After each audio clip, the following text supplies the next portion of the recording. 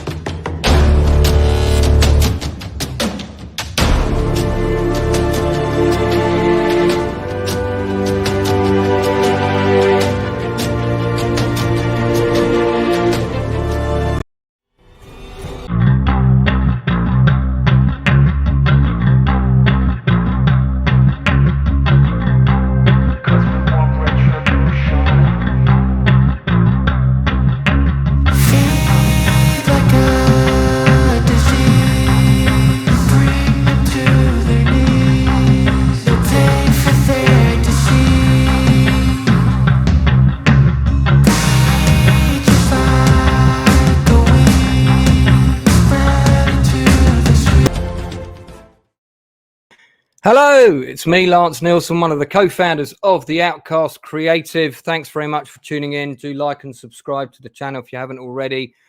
This is another episode of Chewing the Fat, so it's not quite the same as the industry interviews where we talk to people from the industry, although one of my guests today is from the industry. By the industry, I mean the creative industries, whether that's film, theatre, television, and so forth. But today we're talking about all things Sons of Anarchy and Mayans. And I've got one of the biggest fans of the show coming on, who's going to be talking to me. I'm a pretty big fan of those shows myself, but I don't think I'm quite as big a fan as one of my other guests. And of course, we're going to be talking about the second difficult album, you could call it, Mayans, which has divided some fans. Some people like it, some people are less pleased. It's a show that I do watch religiously, and we're going to get into all that. But first of all, let me bring in my guests today.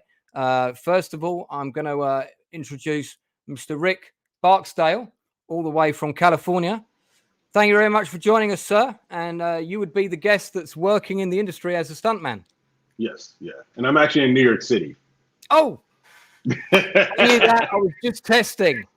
Very good. You passed that test. There'll be many more of those as the show goes on. Yes, sir. So do you want to just say you're from New York City? Do you just want to tell us a quick thing about yourself? And yeah, you told us where you're from, but what you do and so on.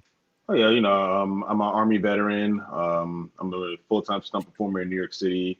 I've been, working in the film industry for almost 9 years now, and it's been an interesting journey.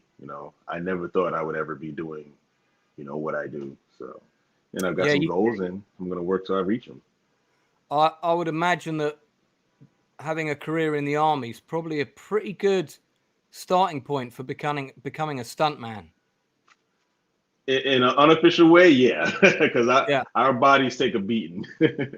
And you got to deal with a lot of fears before you got on set, like taking a fall and all that kind of. Hey, I've done all that already. Blank firing guns. I've been under fire from real guns, so not a problem. Exactly. Well, look, I thank you for your service. And, of course, one of the things thank you. I always remember about Sons of Anarchy with the opening titles from the very first episode is there's an immediate link to the military and the Middle East. And it's that whole suggestion of some of these guys came from the military. And I was doing a tour of the Normandy beaches in Normandy, and I was staying at this campsite. And suddenly all these motorcycles roared in, and it was a black biker club from America. I don't know how they got their bikes over to Normandy, but they must have brought them somehow. Oh, wow. And they were all ex-military. So we all ended up talking about that Mark Wahlberg film, the one about the special forces in Afghanistan, Lone Survivor. Okay. That had not long come out, and I wanted to know if they thought the depiction of combat was real in the movie.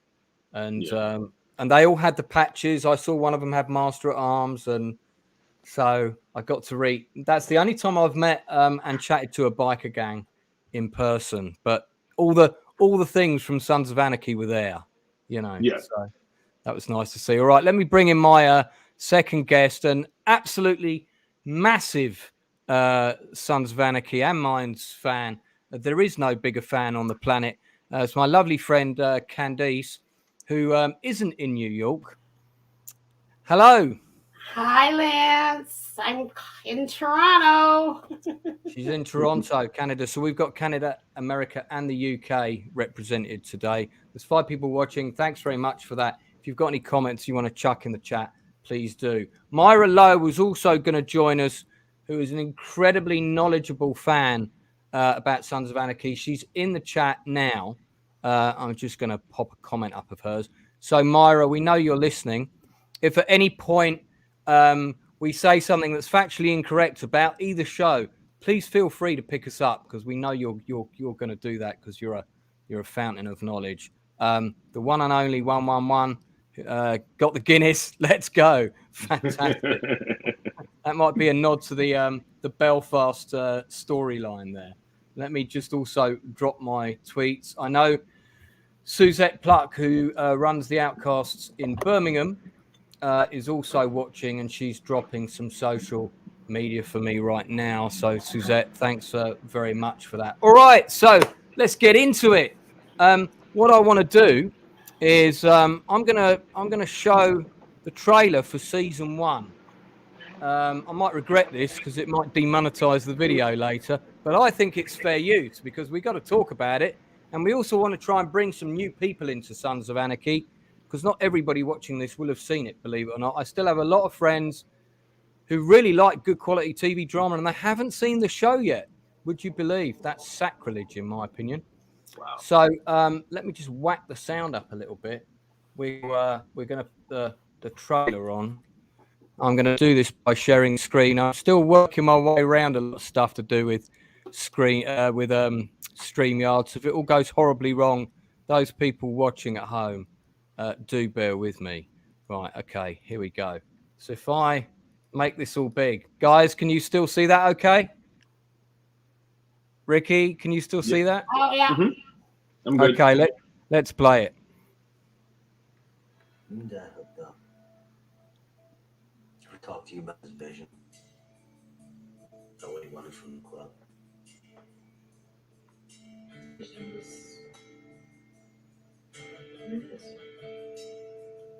A brotherhood. Sons of Anarchy is a military recruits.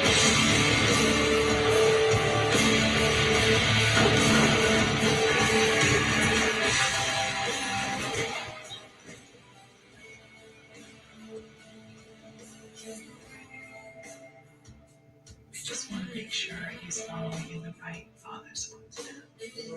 Didn't leave, did I? But she did. Just protect your friend. You fed Krista. Who killed both? Are you retarded?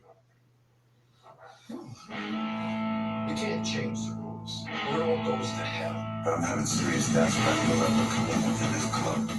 Yes, because you did that.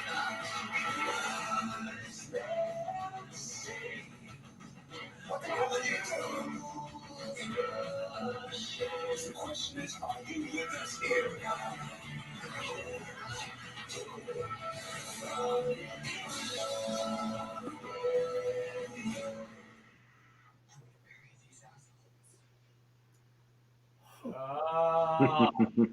what? Got quite sort of like nostalgic watching that. Yeah. So I wanted to rewatch the entire show for this, especially for this stream. And our theatre company's just got the dates for their first play back on stage since the pandemic. And I didn't have a single line of dialogue written for the play ready. So I've just been all about the script writing these last couple of weeks. Thankfully, I'm on page 20 now, so I'm getting there. Well, it's been good since the pandemic. I'm not sure if you guys know about the Reaper reviews that Kim Coates and Theo Rossi have gone back and watched the whole series, and they're up to episodes season 7, episode 8, and they've watched it over the pandemic, and they've created a podcast. And it's been great because it's given you an opportunity and a lot of other fans to discover for the first time, as well as to go back and watch it and analyze every single episode. And we were doing live tweets with them every week, and we're going to do a special live tweet tomorrow on season 7, episode 8, because we are doing a Charles Murray Appreciation Week in Addicts Land. And all those people out there that would like to join us are more than welcome to come and join us at 10 p.m. Eastern Time tomorrow night. Check us out, Sons of Anarchy, live tweeting. That's fantastic. And I'll tell you what, actually, pop all those links and dates and times for me in an email, Candice. And when I get off the stream today, I'll make sure I edit it in the information below. Thank so you. if people are watching it on catch up, you'll be able to get, in case you missed all that, you'll be able to get it later. As you brought it up, let's give them a shout out. A big thank you to Kim Coates and Theo Rossi, because there were two things that kept me going during lockdown in the pandemic. One was the Outcasts Creative. We were reading scripts online and then performing them eventually, 2 or 3 of them a week. And the other thing was the weekly episodes of Reaper Reviews with Kim and Theo. I don't believe those are still on YouTube, though, are they? They're kind of private now. No, they're on all the podcast platforms. But if you want to watch the video, you have to join the Patreon. But the first 3 or 4 seasons are on YouTube, and then after that, they're on Patreon. But they're all available audio on all podcast platforms where you get your podcasts. That's two of the cast of Sons of Anarchy who, I don't want to spoil it for anybody who hasn't watched the show, but they almost survive all the way through. One does, because he's coming up on Mars. Yeah, I was trying not to spoil it. I mean, you're not really spoiling it. If they haven't seen it, if they haven't seen it by now, then it's not our job to hold back. What? Exactly. How long has it been now? Like almost 10 years? Yeah, that's true. So do be aware, if you're watching this and you haven't seen Sons of Anarchy, there will be some spoilers coming up. All right, let's not jump topics too much. What I want to start on is, when did you first start watching the show? What brought you to the show? Okay, so Rick, we're going to start with you, and I'm just going to warn you guys that I've got my special 9-line big sand timer here. And you only have the maximum amount of time in this sand timer to answer the question. Oh, I'm perfectly fine. How long is that sand timer? This is more for Candice, because she's like usually up with the 10-minute answer. This is like 5 minutes, and you don't need to use all of that time. Okay. So yeah, Rick, you go first. Let us know. Tell us how you came to Sons of Anarchy. And so I stumbled on Sons of Anarchy through a buddy of mine that I served with in the Army. He had posted on Facebook like, wow, I can't believe I missed this show. This is a really good show. If you get the chance to check it out. That was, I would say, 2011. And I watched the first, at the time it was 3 seasons. I binge watched the first 3 seasons and I got hooked to it ever since. It's a really great show, and, I'm glad I ended up liking it. You want to give your buddy in the Army a name check shout out? Thank you for getting you. He's still active duty and he works in a special operations, so I can't. Oh, damn. Okay. Well, no, I guess we can't then. So, John. Sorry. So, John Smith, friend of Rick Barksdale's. Thank you for getting him in to the show. That's the most popular name in England. I'm sure he's not called that.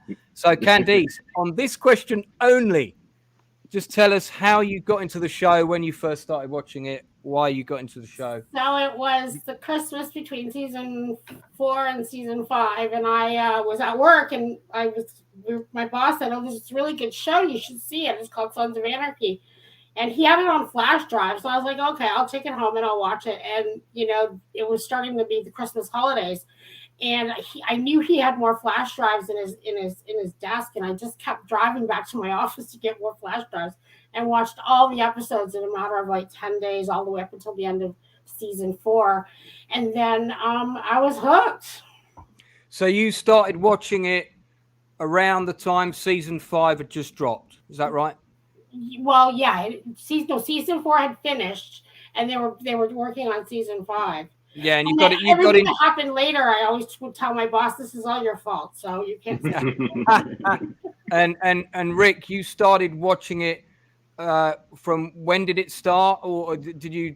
For me, I watched it as season 4 was coming out, because so I had watched the first series, the first season, then I watched the rest, and then I was almost done with season 3. And they were showing the commercials for season 4. So I wanted to make sure I finished it all. So when season 4 started, I was caught up to date.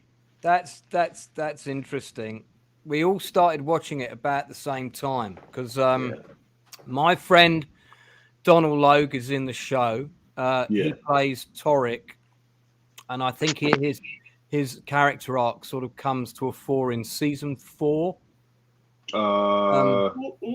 Isn't it 4 going into 5? I seem to recall. Somebody in chat. 5. I think it's 5 going into 6.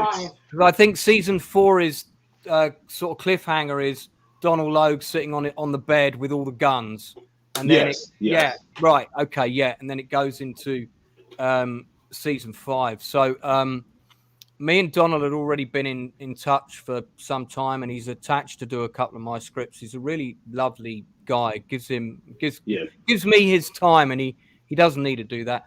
I am hoping to get him on. I'm hoping to get him on the channel, guys. I've asked him to come on the channel, so I'll keep you posted because I promised Candice she could come and co-host that if he is one of my favorite people on the planet. I don't have enough good words to say about Donald Logue. We could do a whole episode. We could do a whole episode of Chew the Fat on why Donald Logue is a great human being, and we could maybe just do him and Jason. But anyway, it's Donald Logue's fault that I got into the show because I asked him what he was up to, and this is when we were chatting on MySpace, I think it might have been. Yeah. And he said, I'm doing this show called Sons of Anarchy. And I remembered the name, but things happen, you get a phone call, whatever, and I kind of forgot about it. And big shout out to my friend Alex DeBreezy, who's in the chat. I'll explain who he is later. So Donald, I would always watch. I followed everything he was in. I would always watch everything. And my mother had just passed away in 2009. This was, and it was a really bad year. And I think it was coming into 2010 that I went up to the DVD rental place up the road, which is no longer there, of course. Yeah, and they had all the DVD box sets for Sons of Anarchy that was out. And I saw Charlie Hunnam on the cover. And I thought, well, this looks interesting. And then I saw Kurt Sutter's name, and I thought, I know that name. And my favorite cop show of all time is The Shield. Put the two things together and thought, I've got to watch this. And I took one box set home. I brought it back the next day and got the next season.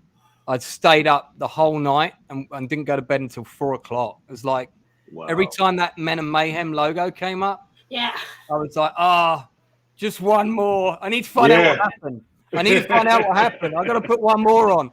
I know when I was driving up to my office in the middle of the holidays when everything was closed, I felt like an addict. I was like, I need another episode. I need another flash drive. That's a sign of really good quality writing when a show can dig its hooks into you that deep, and you've got to watch the next one as soon as you can, even if you're going to be late for work the next day or you're going to be grumpy in the morning. That's a good, that's a good show right there. And The Shield had the same effect on me. So I got to binge watch, I think it was 3 seasons or maybe 4, fairly close together. And then after that, I saw each one as each box set became available. I would binge watch them all in one go because it wasn't broadcasting in the UK. Oh, okay. At that time, that was the only way to see it, unless you decided to sail the high seas.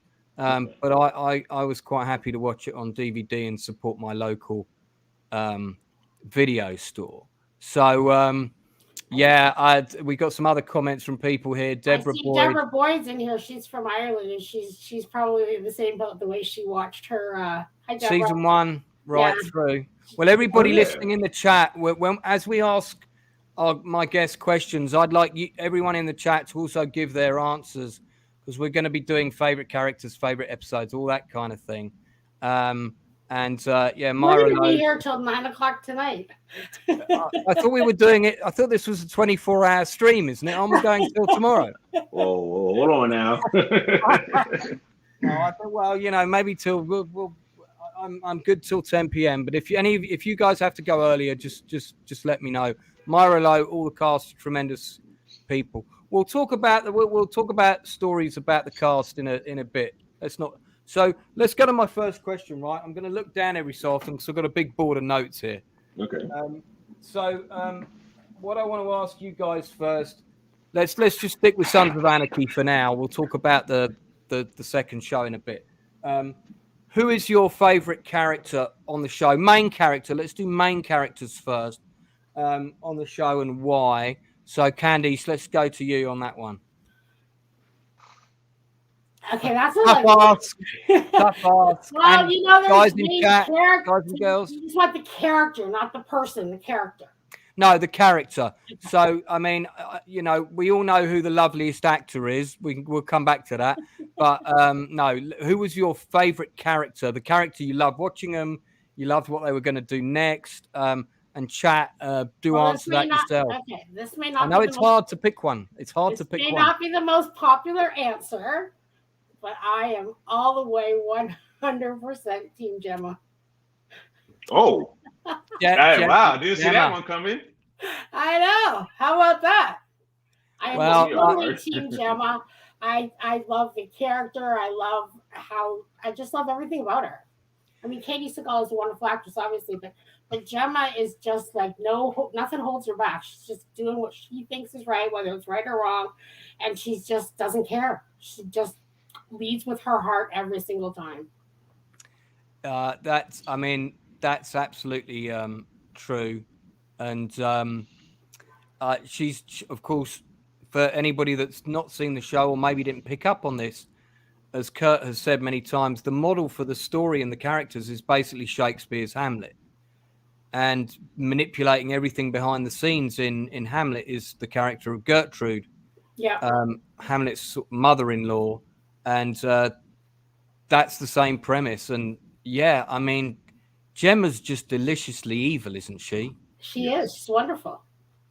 And we have to give a massive shout out to Katie Seagal, who only when I was watching Sons of Anarchy for I think season 1, did I realize she also did Leela in Futurama, which is one of my favorite animes. She's great in that. And I think Katie Seagal, it's great that she got to do Sons because she really got to show her acting chops. And that character was perfect for her in every way. Plus, her husband would let her do whatever she wanted. Yeah, and he was the showrunner. So she got to just take that character and take it to whatever she could imagine it to be, right? So I would have loved to have been a fly on their wall during kind of kitchen discussions about the latest script. And I mean, from her rape to her death to her love for Jax, and it's just such a great story. And I gotta say that I've had large Facebook groups, and you always think that people fight about this and that, and you think it would be all fighting about the guys, but our fights always in group. They were always the worst ones were the Team Gemma versus Team Tara. Every day, because you are either 100% Team Gemma or 100% Team Tara, and there's no in between. And the fights in the Facebook groups when the show was on was insane. And because you can't tell Team Gemma anything about Tara, they hate Tara, and you can't tell Team Tara anything about Gemma, they hate Gemma. And it's for somebody to be able to write such incredibly diverse characters in such a way that they are loved and hated 50% down the line, I think it's incredible. That's where the good writing comes in. Yeah. I think we're going to be praising the writing quite a lot in this show. Rick, what about you? Favorite character? Hands down, it's got to be Ryan Hurst's character, Opie. Oh, right, okay, yeah, and from the first episode where I saw him in, I was like, he's a nice guy. Like, he's hard work and he's trying to do the right thing. And then as the series went on, you got to see he's like, he wants to do what he knows to provide for his family, but he's conflicted, because he wants to do the right thing per se by society standards. He doesn't want to be an outlaw. But at the same time, it's like, once he made up his mind, he was all in. And no matter what, he always had Jax's back. And I really like the character even more afterwards. Now, I'm not sure if you guys get comics over there. There's an actual 3-series comic book series of the Sons of Anarchy. Do you guys know about that? Yeah, yeah. It was, there was one that ran that was the story before the show started. Yeah. So you really get to see Opie and Jax's like relationship. Like, oh, these two were always in trouble. Yeah. So then when I watch the show now, I can see why like Jax would kill anybody to protect Opie. He was not going to let anybody harm him. And, you know, I just love his stand-up attitude, you know. He believes in doing the right thing at whatever cost, if it meant protecting his family or his club. Well, one and only 111, thanks for joining the show, said Ryan Hurst's acting was amazing. Now, Yes, it was. I remember Ryan Hurst in one of my favorite sports movies of all time, Remember the Titans. Yep. And of course, he does that thing where he points out the car window just before he drives off, and isn't he playing Jerry somebody, and he crashes the car and he's paralyzed. And yeah, man, and he looks completely different. He's like the all-American, you know, high school jock in that. Clean shaven, short hair. Yeah, and it's considerably younger then, of course. And Ryan Hurst was only supposed to do one season. Did you know that? Yes. Yeah, I thought you would.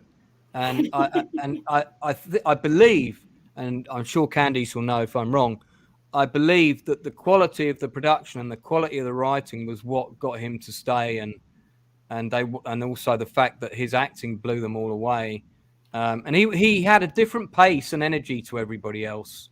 And the chemistry with the guys, I think, also was seen by the executives as, you know, really we need to expand this character and we can't let him go quite so quickly, because he was the one who was supposed to shoot initially when he shot Donna, right? And that was really supposed to be the end. But then when they saw what had happened and how he interacted and how he, you know, the chemistry between Ryan and Charlie, and they decided to increase his role in the show.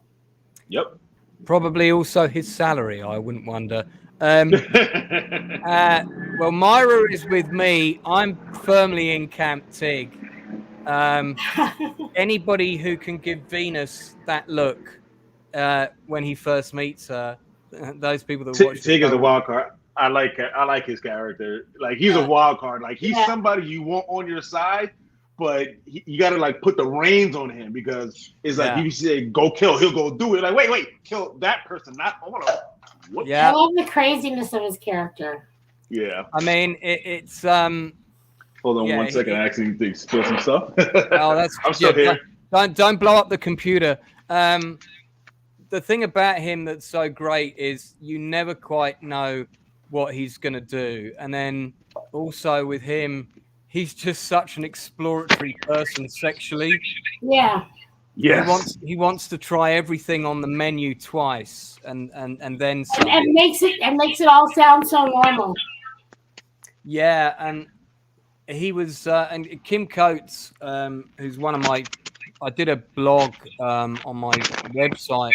Perhaps I should put that up for anybody who's watching who doesn't know me. I'm also a novelist and I write books.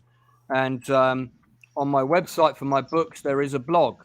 And on the blog, you will find I did a blog about my favorite character actors.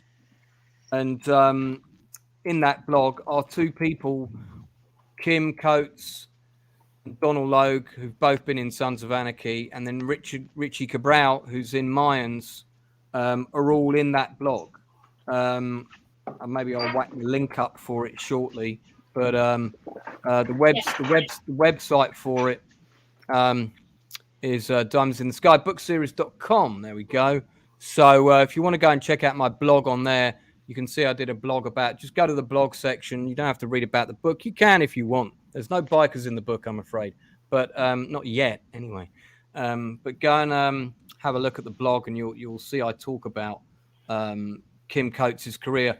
Well, Kim Coates, I have a little quick story about Kim, if I can tell you. Go for it, because I don't have many. I've got one. So just personally, when I started watching Sons of Anarchy, I didn't know anything about Facebook groups. I didn't know anything about social media. I didn't know anything about anything, but I was like trying to find somebody to talk to about the show. And I ended up figuring out these Facebook groups. And then I just wanted like a couple people. So I got a couple people and I said, let's just do our own group. And then all kinds of people started joining and I didn't know why. And it just kept getting bigger. But then I decided I was going to go to get on Twitter, and I had never been on Twitter. So I remember that I tweeted, my very first tweet was to like Kim Coates, I think, and it says, how does a group of fans get a follow from Kim Coates? And then Kurt Sutter somehow saw it and he retweeted it. And he said, yeah, Kim, how does a group get a follow? And then Kim responded and Kim followed. And he was the first person that had a blue check to ever follow me. And so he's always got that place in my heart. Wow. And then I thought I was being all cocky one time, and I realized that they were doing appearances. And I tweeted to someone, "Oh, road trip," because he was coming to Ottawa. And then he quote tweeted. He said, "Yeah, see you there." And then I was freaking out because I was thinking, "Oh my God, now I have to go to Ottawa," because Kim Coates saw that I was coming to Ottawa because I didn't really get it all at the time. Anyhow, I went to Ottawa, and he was the first person. He walked in the room. And I was shaking. I'd never met anybody from Sons of Anarchy, and I couldn't believe he was real, and it was him and Tommy. And it was like the most incredible experience. And from then on, it's just been a wild ride. But that's like the start of how everything started. And, to this day, I'm going to see Kim in a couple of weeks, and he's so kind, and he's so generous, and he's always supporting all of his charities all of the time. And he does so much for Canadian charities and all of his other charities. He's just a wonderful human being, and I can't say enough things about Kim. And this is all Kim's fault that I got crazy. And yeah, I mean, I'll mention my Kim Coates story, which it's not quite as evocative emotionally as that, but because I work in the industry, I'm nowhere near where I want to be in the industry. Rick knows what I'm talking about. We're always struggling to get to the next rung on the ladder. And I mean, I'm not getting any younger, man. And I've been through the wars a little bit, which is why I've got such a great face for radio. But actors that I want to work with, I've got this big, long list. And they're not the big A-listers. They're not the Tom Hardys and the Harrison Fords. They're grafting actors that always do great work. Those are the guys I really want to work with. And Kim and Donald both been on that list for a really long time. It's going to happen. Well, yeah, man, I sure hope so. I mean, Donald very kindly took a picture of him with my book on the set of Gotham, which was really nice because he bought my book, which was really sweet of him. Kim, I just kind of wrote to him and just sort of let him know who I was and that I'd done this. I'd written this drama about Kent State. It's there. You can get it on Amazon. We did it as a live online play in lockdown, and you can watch it. And it's about the court case that followed 5 years later after the shootings, if you know your history. But no one knows about that court case because it was almost completely ignored by the press. So it's all based on the real transcripts of the court case. It's a really good thing. And I tried to get that made as a movie out in LA, God, in the early 2000s. And, it's a real hard time bashing on doors out there. I tried to get Oliver Stone to make it. But I dropped Kim a link and I said, look, if you want to see the quality of my writing, this is one of the best things I've ever written. We're now performing it live on YouTube. Just bear in mind, we're performing it. Everybody's in their own houses. So it's kind of like a radio play, except all the actors are on camera. Kim wrote me the nicest message back and, good luck to your team, and I'll check it out. And this was this was right in the middle of the pandemic, and he was really nice. And he's sent me quite a few nice little supportive messages privately, and he follows me on Twitter. So, these people don't need to take the time to do that, and it's not a big thing, and it's not a long message, but to somebody like me, that really means a lot. So it means a lot to everybody. Yeah. You take the time, and that little barking in the background just was, that was my little Tig Ray is his name, named after Tig. Well, he was. So we're talking about Tig, and it sounded like he wanted to just pop up and bark. He was just agreeing with me. Yeah, so he was agreeing with you. Kim is a top guy, and yeah, again, big big shout out to Kim and Theo for doing the Reaper reviews, and you should check those out. And it's great YouTube. to watch them discover the show from a completely different perspective. Like they made all the shows, but they never really watched the shows. So it's been so amazing to see them develop from, an actor in the show, who and there's been enough time between the end of the show that now that they have gone back and it's like it's new to them and they're discovering it as from a fan perspective, and they finally get it. They finally get why we're all crazy and why we're all at these Comic-Cons and why we always want to talk to them and why we get so excited when they like a tweet and why it all happens. They finally get it because they get the story, and I think truthfully that's a lot of the reason that we even have the opportunity to potentially see one of them in Mayans. Yeah. Myra has I've often wondered how the Suns handled the relationship between Tig and Venus, considering how Zop acted about Tara's, I think she means Tara's homosexuality in Minds. Taza.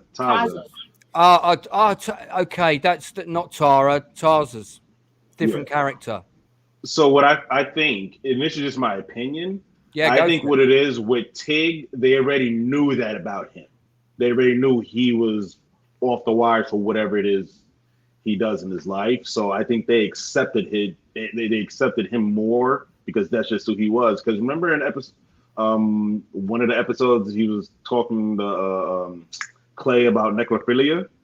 It's like he's pretty much done it all. Like, God, do you know what? Shit, I forgot about that, man. Yeah. He kind of makes a joke about it. Say it, yeah, like they didn't say it, but they insinuated. Like, oh, Tig has actually probably slept with a dead body before. Yeah, he sort of makes a joke about it, but then he gives that look, and you kind of know, like, fuck, he's done it. It's that I remember. Yeah. So I just think they just accepted him for who he is. Like, okay, he's crazy like that, but he's loyal and he's not afraid to get his hands dirty. Well, I think the other part of it was a different time back then. I mean, there's so many things that they said back on that show that don't fly on Mayans. Oh, no. For whatever reason, and for all of the reasons. And I think that's just another one of those things, whether it's racism, homosexuality, women, whatever the differences between then and now. I think that's also part of it, because they were way more accepting of everything from a writing perspective when you could just about say anything back then, right? So Sutter had the freedom to do whatever he wanted because they weren't being. He was riding the line of what was allowed to be said in those days. Yeah. You can't say it you all. always push the limits. Yeah, push the limits. Let's not jump onto the second album yet. We'll hold off on Mayans for a bit. Just a couple more bits on SOA, but Myra agreeing with Rick there. If it had been anyone else, it might have been different. I mean, on the subject of sexuality, one of the things I loved about, by the way, Gemma was my second choice of favorite characters. She would have been my number 2 on the list. I loved the way that Tara was, what Gemma's character was so unapologetically also into women. And it wasn't just because her dude wanted a threesome. She was actually into women, and she would, sometimes just go off with a woman, and that was her thing. But she wasn't gay. She didn't want a relationship with one. It was just something that she did and she got off on. And I just loved that about her, that was just, no, don't try and label me. This is just something that I do. Yeah. And different way to look at it. Okay. I kind of like that about her because I know people that are like that and they don't want to be put in those boxes. And, I've got a couple of female friends who maybe they modeled themselves on Gemma Teller. I don't know. But they're unapologetic about, who they want to do what with and whom and when. And I think that's why I like her and I like Tig, because they were just both completely who they are. I mean, although Gemma obviously was perhaps a bit more two-faced, and somebody would only see one part of her at any one time, whereas we, the audience, kind of got to see everything. So what about, so that's favorite characters. So that's question 1. Yeah. We got 50 more to go. No, 25 minutes in, we got one question done. Yeah, okay. So going to come on to my second character. There's my friend Vroom, or Vroom Vroom as I call her. She runs. She has a stream called Positive Fandom. They do a chat every Sunday, and I just recorded a stream with her, which was about historical dramas and historical depictions in film and television, where we talk everything from Band of Brothers to Braveheart. So I love that. Oh, dude, we'll have to do one of those. We'll have to. Rick, I'm just going to get you on like 5 other streams. Don't worry, it's all good. So she's got a great channel. Do check that out. Room, if you want to put a link to your channel in the chat, listen, I'll share the love here as well. So feel free, please do that. But no bots, no sex bots, please. We don't want any of those in the chat if any of them are listening. So let's get on to question 2. So question 2, Sons of Anarchy, favorite episode of all time. That's part 1 of the question. And part 2 of the question, which may be part of the same thing or it may be not, your single favorite moment of all time. That might be the time that so-and-so shot so-and-so, or, you know, it could be a really small bit. So I guess I'm saying your favorite scene and your favorite episode. So Rick, let's have you answer that first. What about favorite moment, Sons of Anarchy? So my favorite moment. Yeah. So this is jumping ahead. Is when I would say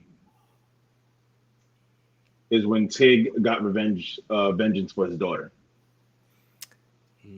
That's a good choice. That for me is because like for the obvious reasons of why it's like, you know, losing that type of character. Again, spoiler alert, everyone, if you haven't seen it, the show's been out over 10 years. That's not my problem.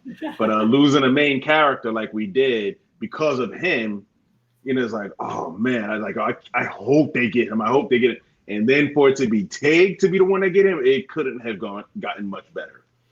My favorite episode, I would say season 2, episode 10, when Jax's son gets kidnapped and they're chasing down McKinney to get him.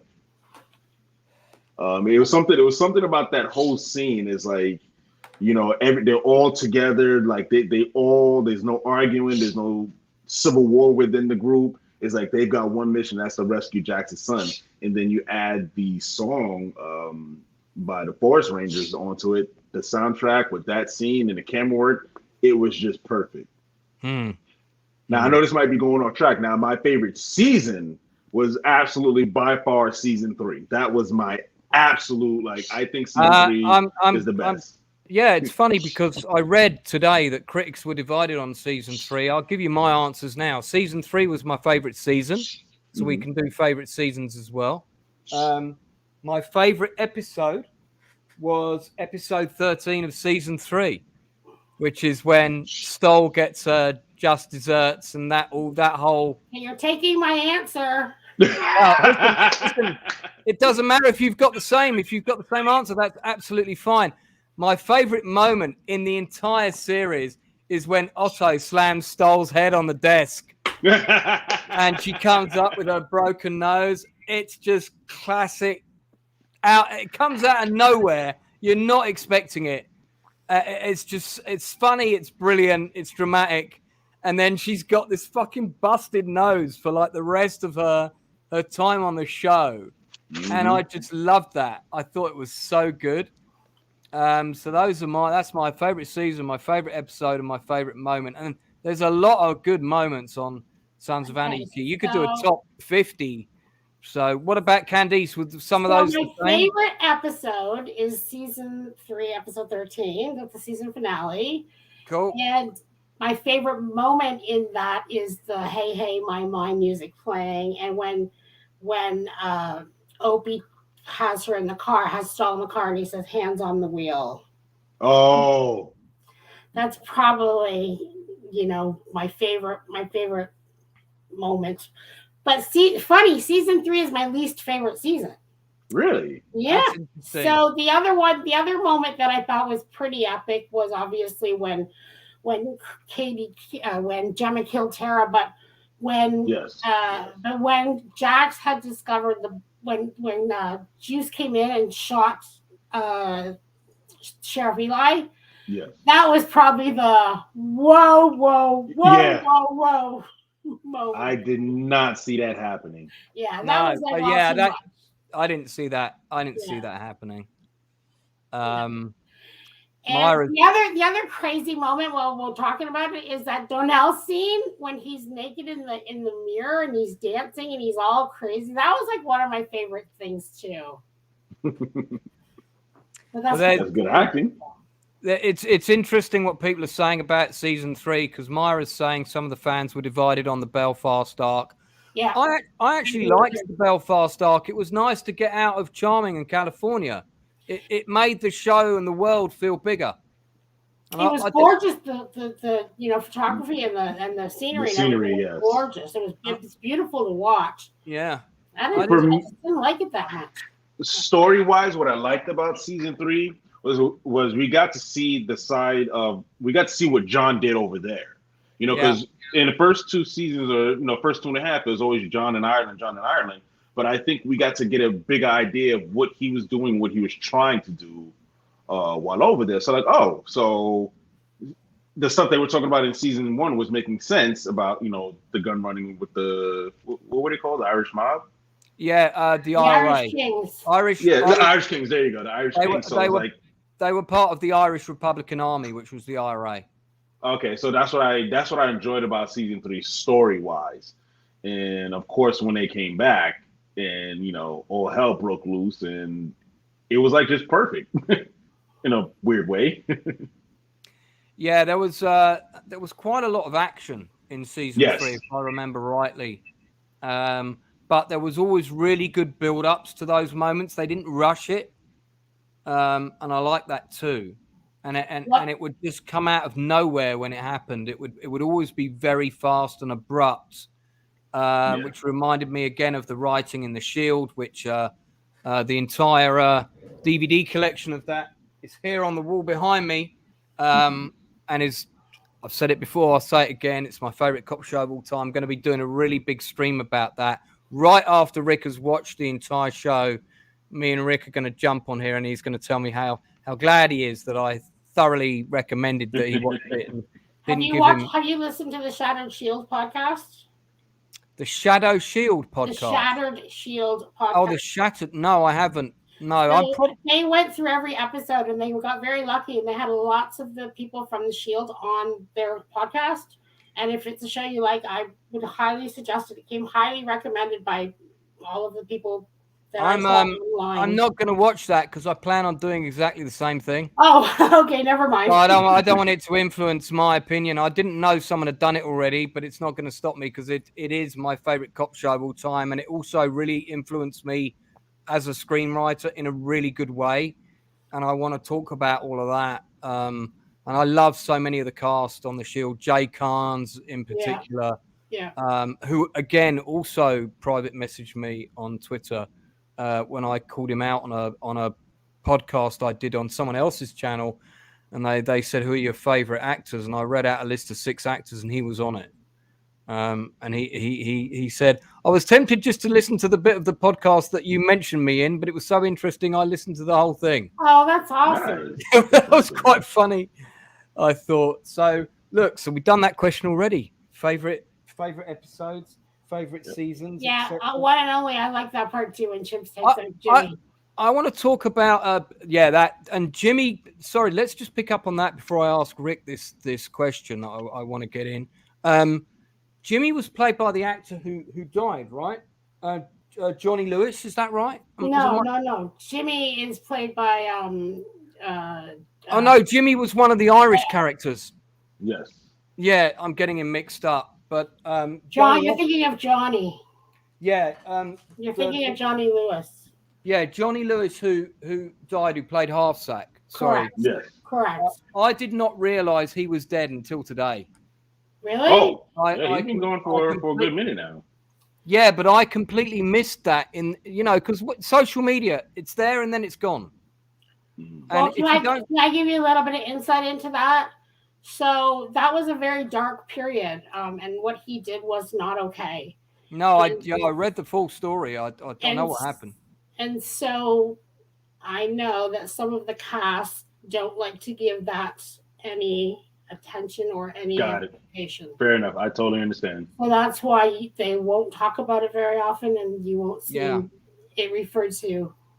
No, it's just really sad because one of the I thought, oh, it might be fun to throw some trivia questions out later to see who could get little things right. And I thought, I wonder which one of the cast is the first one to have passed away. And I was thinking it was the actor who played Piney. So I thought, let me just check all the main characters on Wikipedia, and he is in the main list of main and supporting. And I that's when I read the story, and because I'm not a big gossip columnist guy. I don't read the Sun and the Daily Inquirer and that kind of thing.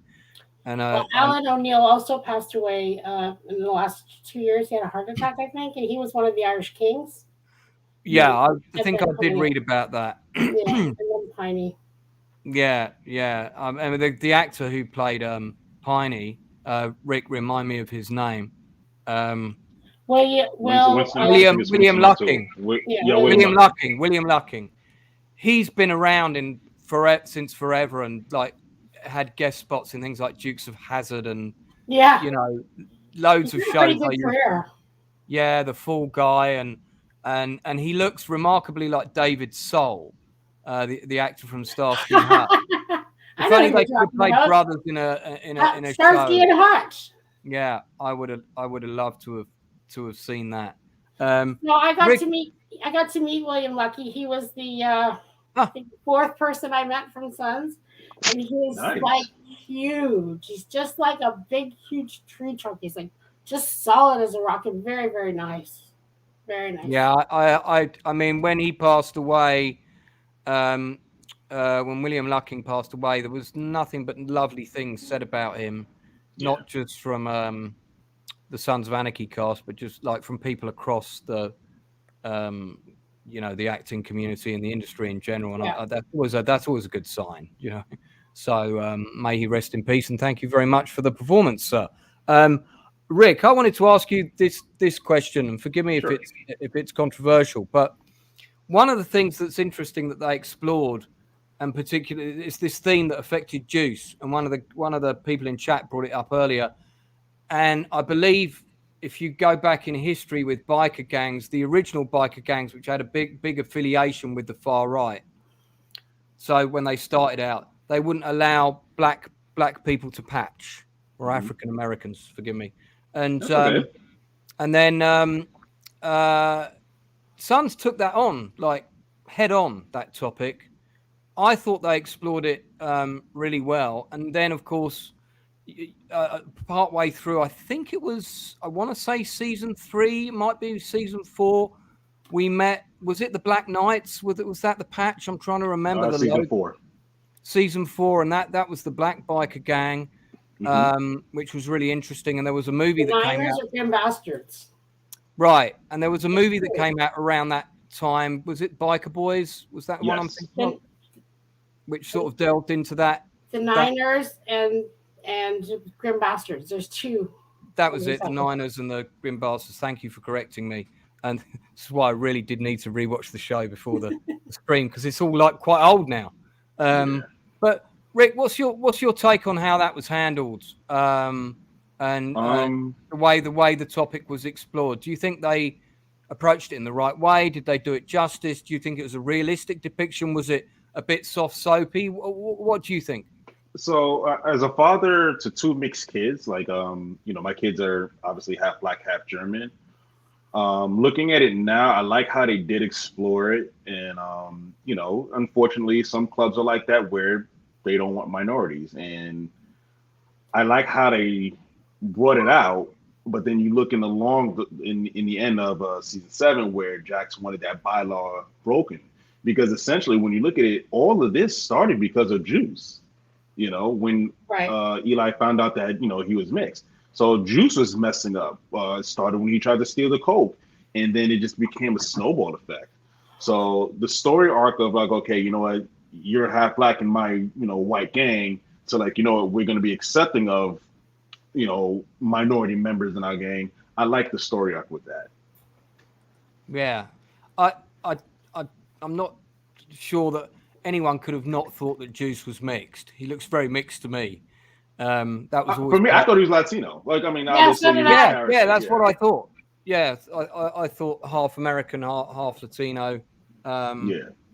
And now, of course, we have Mayans, which we're going to get onto. We're going to get onto shortly. Was there anything that you guys didn't like about Sons of Anarchy? Do you think there was anything they could have done better, or I mean, was it the perfect show? I mean, Candice, any thoughts there? Well, I think it was the perfect show, and the reason I say that is because, well, it was the only show that I've ever watched that I've had that, like you guys were talking about earlier, just that drive to watch the next episode and the next episode and the next episode. Yeah. And the other reason that I think it's a perfect show is because the cast was living it for the 7 years, and you can see the reality of their friendships, and you can see the turmoil of their friendships also on screen and off screen as the whole as all seasons progressed. But the other reason that I think it's a perfect show is you can watch it over and over and over and over again, and every time you watch another episode over again, there's something in that episode that you haven't seen before, whether it's a picture on a wall, whether it's a word that Kurt Sutter chooses, because he chooses all of his words very carefully, whether it's an Easter egg into something else.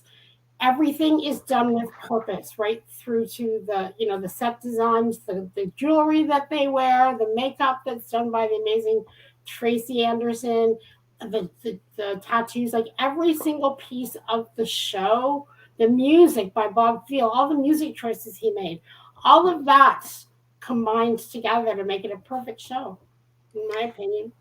Yeah, I've got to say, I really did love the music. Completely well suited to that universe. Great intro sequence as well. Yeah. Which I think pretty much stayed the same for the entire show. Yeah. Never once changed. The only thing that changed was just the order of the characters.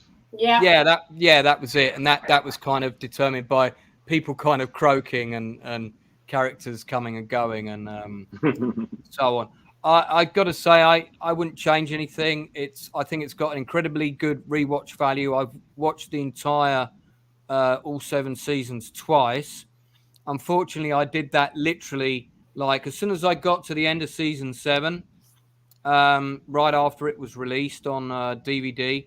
I then went back and I watched the whole lot again. In fact, actually, tell a lie, I think I watched seasons 1 through 6 in the week before 7 was about to come out. Okay. I've never rewatched 7. I've rewatched the other ones twice.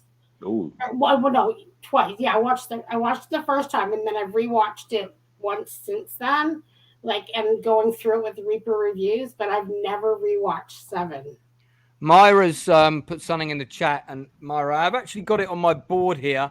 But David LaBrava, of course, who played Happy. He was, he was and still is, I think, a real Hell's Angel. So Rusty Coons and David LaBrava were both Hell's Angels. I don't think David is associated anymore. That's don't quote me on that. But David was hired originally by Kurt Sutter to be all the technical stuff and bring the reality of what it's like to be in a club to the television story. And there's so many stories, even in Reaper reviews, the guys tell about David LaBrava saying, "No, that's not the way it would happen. That's not the way it would happen." I can imagine how that all went. I bet there was a day when somebody didn't show up for work, and Kurt just said, "You know what? Give that line to David." Yeah. And I bet that's how that happened. And then it was like, shit, you know what? The guy's he's all right. He's quite good. He's awesome. He looks great on camera. One of my favorite characters. He looks great on camera. Let's give him a few more lines. And he was going, does this mean I get an acting salary as well as the technical?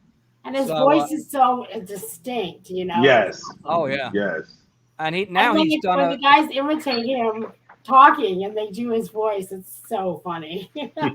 I mean, and he's done a few other things as well now. He's done a few other acting gigs. And that's really nice to see. And of course his book, Becoming a Son. I have it around here somewhere. He wrote the book Becoming a Son. Is that his biography? Yeah. Oh, now that I've got to read, I'll grab it. Hold on. I need to read Danny Trejo's biography, which Donald Logue helped him co-write. You know who Danny Trejo is, right, Rick? Yes, The of actor. course. Yeah, sure, of course you do. And I really want to read that. And apparently Donald's got a signed copy for me, so I'm looking forward to having a read of it. I'm quite surprised that Danny Trejo. I don't think he did a guest spot on Sons, did he? If he did, I've forgotten. No, he did. He did season 4. He did. Well, we're Yes. giving plugs. Yeah, go on. Plug there's away. Becoming a Son by David LaBrava. Oh, very good. David LaBrava. Have you got Danny Trejo's book? We were just I talking. do. Yeah, there we go. Danny Since we're doing Trejo. plugs, Hang on, let me go full screen on that. Let's get that right up on the camera there. Is that signed? No, that's the cover. But it's Donald it's Lowe's got a not copy of that for me. signed. It will be signed eventually. But guys, if you're a big fan of Danny Trejo, and I was trying to remember if he'd been in Sons. Yes, Rick he was just- in Sons. Yeah, I couldn't picture his scene. My He's memory is he's terrible. the Nero Padilla. I mean, Season 4, right? With no, season he's the I gotta watch The it agent. again. he's I think he's the agent. You know. So, yeah, well, I'm gonna watch it all again. But one and only 111 saying I want the first 9. Now, is that a prequel show they're talking about doing about the first 9? And this one, Yeah, this they've David been LaBrava talking one about that is- for a while. This Oh, he David signed it? LaBrava one is Hey, look at that! Nice. signed. Yeah, baby. Toucan Dees. Yeah. There we go. Okay, so my plug is pretty much is like the series, Oh, the comic let's book series. hold that there for a moment. Let me go Sure, solo no out. problem. Oh, yes. I remember this. That's one. It's 3 books. Wow. And the This is Gemma's like stealing the limelight on the cover of these. Yep. Wow, come on. Oh, Like, yeah. if we're gonna do books, let's keep So, going. but so Let's keep all right, let's keep going. Let's one keep thing going, about them- book, please. Go on, Rick. You keep talking and I'll one thing about them, I feel like the stories that they had in there, they could have dragged that show out for like maybe 10 to 12 years. But everything that's happening in the comics is like the stuff that we don't see, that we wouldn't see on the show, and it's really good. Yeah. Like we learn about like in the first book, you learn about Jax and Opie's friendship and how hurt Jax was when Tara left. Like it really messed him up, and then so he wanted to do stupid stuff, and we see him coming up as a son as well, and he's making like mistake after mistake after mistake, and like we can't trust you. So it's really good. Also, I want to show you guys this. Because a friend of mine at the time knew how much of a Sons of Anarchy fan I was. She went and got me this. Whoa! Look at that! That's what I wanted to show you. Oh, dude! Now I think you have to model that. Can you put that on?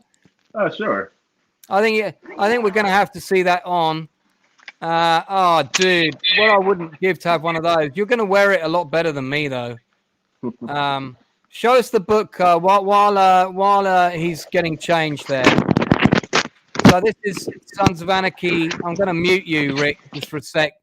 This is Sons of Anarchy, Bravo. Tell me that. Is that like a standalone novel that ties into the show or something? Oh, hang on. Novel that was written. That was part of the story. I muted you there. It's a novel that was written. Yeah. And then there's this one, which is the official handbook, Collector's Handbook of Sons of Anarchy. Yeah, that I've seen, and my partner went, "You don't need that. We haven't got And room." then there's the Sons of Anarchy guide. Yeah, I've seen that too. Yeah. And then there's this one that I have that was a special book done for the cast and crew. Oh, wow! And you've got a copy of that? Copy of that. Oh, is that like a photo journal kind of thing, almost like a wedding album of the last sort of season or something? Charlotte, give us a flick through of some of the inside hold bits, on. if you can, Yeah, hold on. before we ask Rick to walk up and down the runway with his new. So it's just about It's Paris Barkley right there. There's Barkley, Yeah. There's Kurt, looking very smart. Kurt, and Charlie. Oh wow! So this is kind of everybody got one of these. Damn, well, I wouldn't have been, to be part of a history of something like this. Yeah. So this was just for the cast. Yeah. It was a gift. Yeah. There's Tommy. Nearly met him in LA once, but it didn't quite happen. Okay. Well, don't show us the whole book. I'm just going to go green with Envy now. But that's a pretty cool item. I know you've got a really treasured item that we'll save for the end of. Don't get that now. We'll save that for the end of the stream. Well, I have a coat too. Myra Lowe's got one of these as well. So hang on. Okay, Rick, let's have a look at your cut. Okay. Look at that, man. It even matches the shorts. It's pretty hot right now, so. All right, we're gonna let you take that off now, but that's pretty cool. I mean, it hangs in the closet. Maybe it gets worn to comic conventions. Is that about it? Was the goal. That was the goal, and I just ended up just keeping it as a souvenir. Because I still have the tag on it. Oh my God. Yeah, I still have the tag on it, so it's a good monumental thing for me. Just in case lockdown comes back and you gotta sell that on eBay. Pretty much. Finder. You got one as well. If the opportunity ever comes, yes. I got one as a gift from Rusty Coons. Wow. And nice.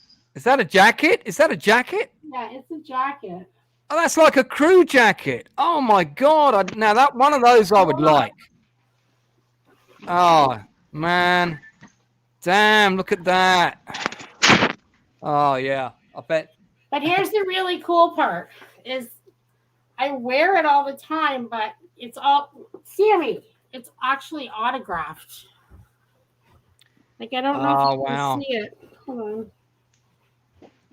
Candy said you're lucky to have that, and the rest of that message said do lend it to Lance when you come to the UK, but that bit got deleted.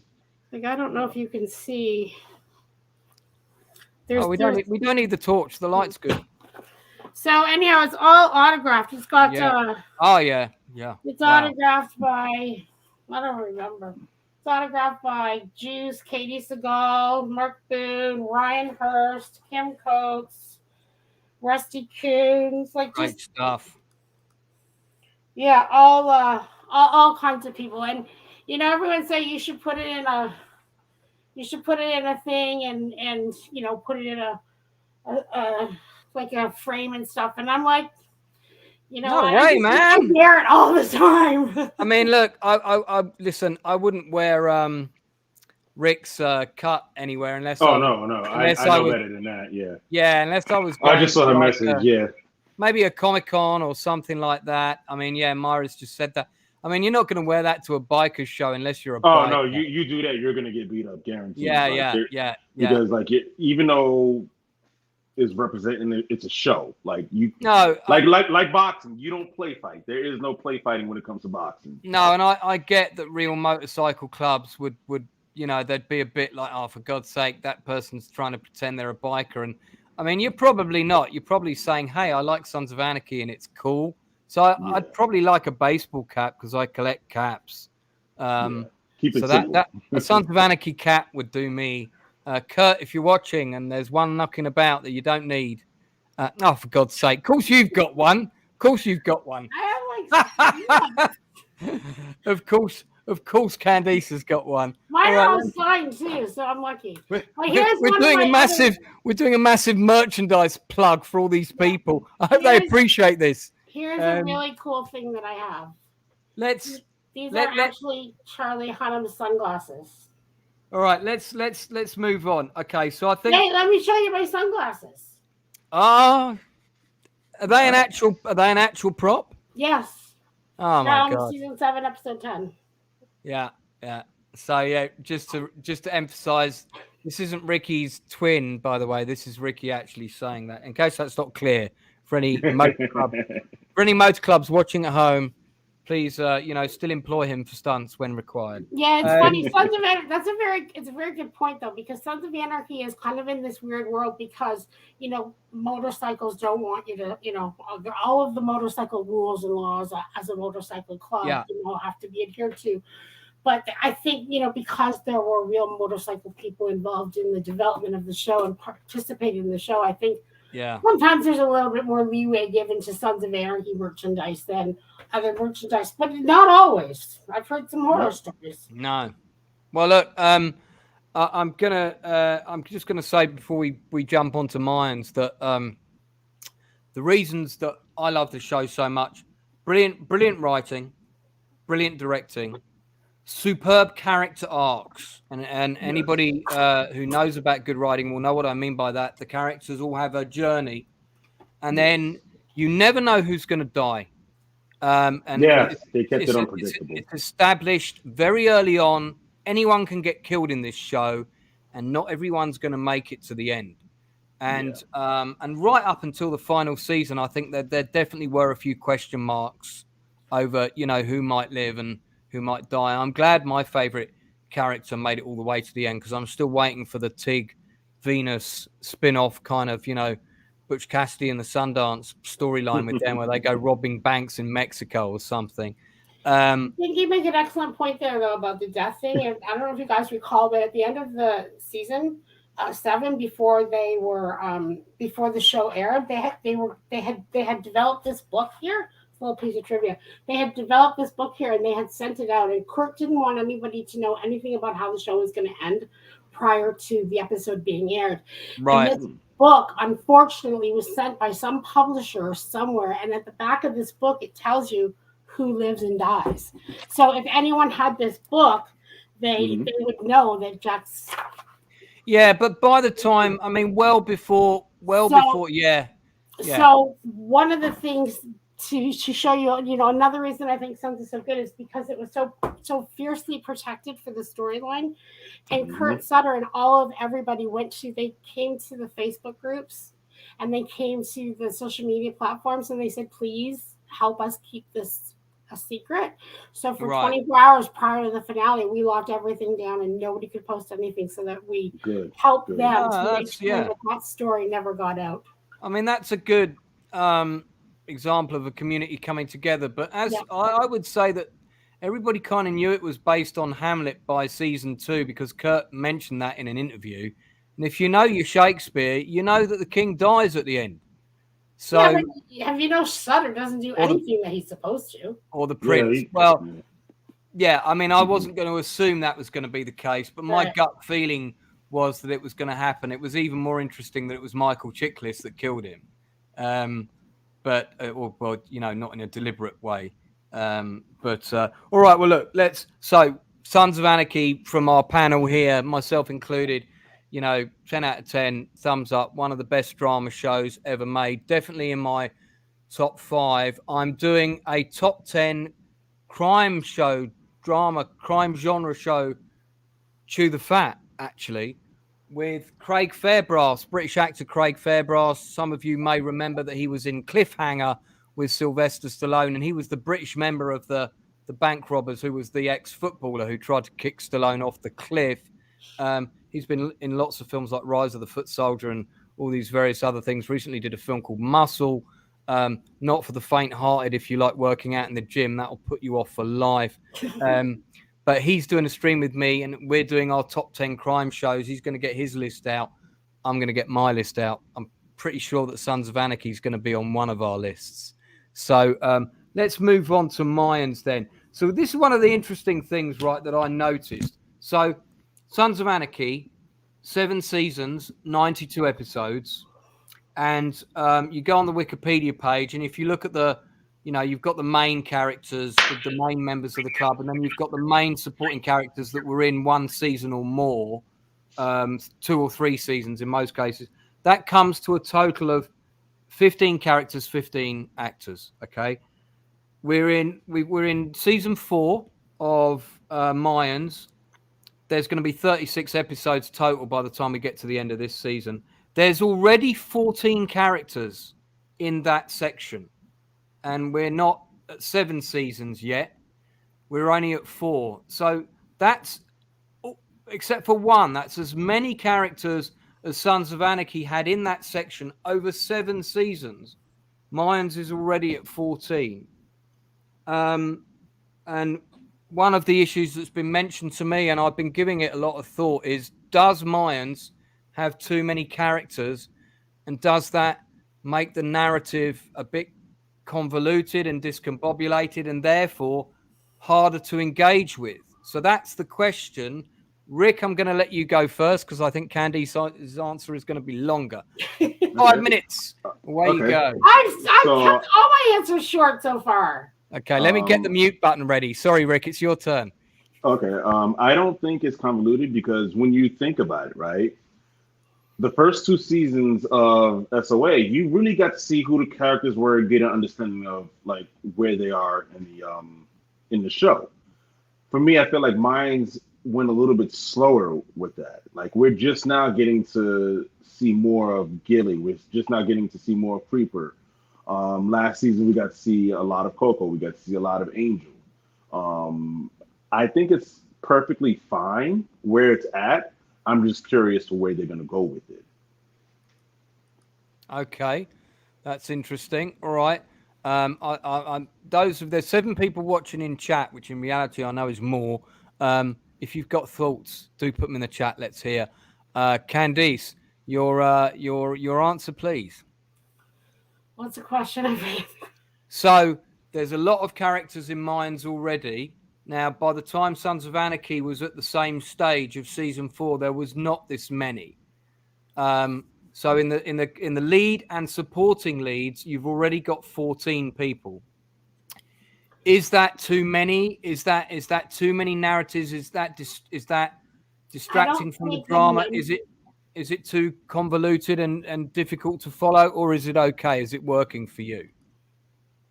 I think those are a couple of different questions, to be honest with you. I don't think the number of characters is is a problem, whether there's 10 or 14 or whatever.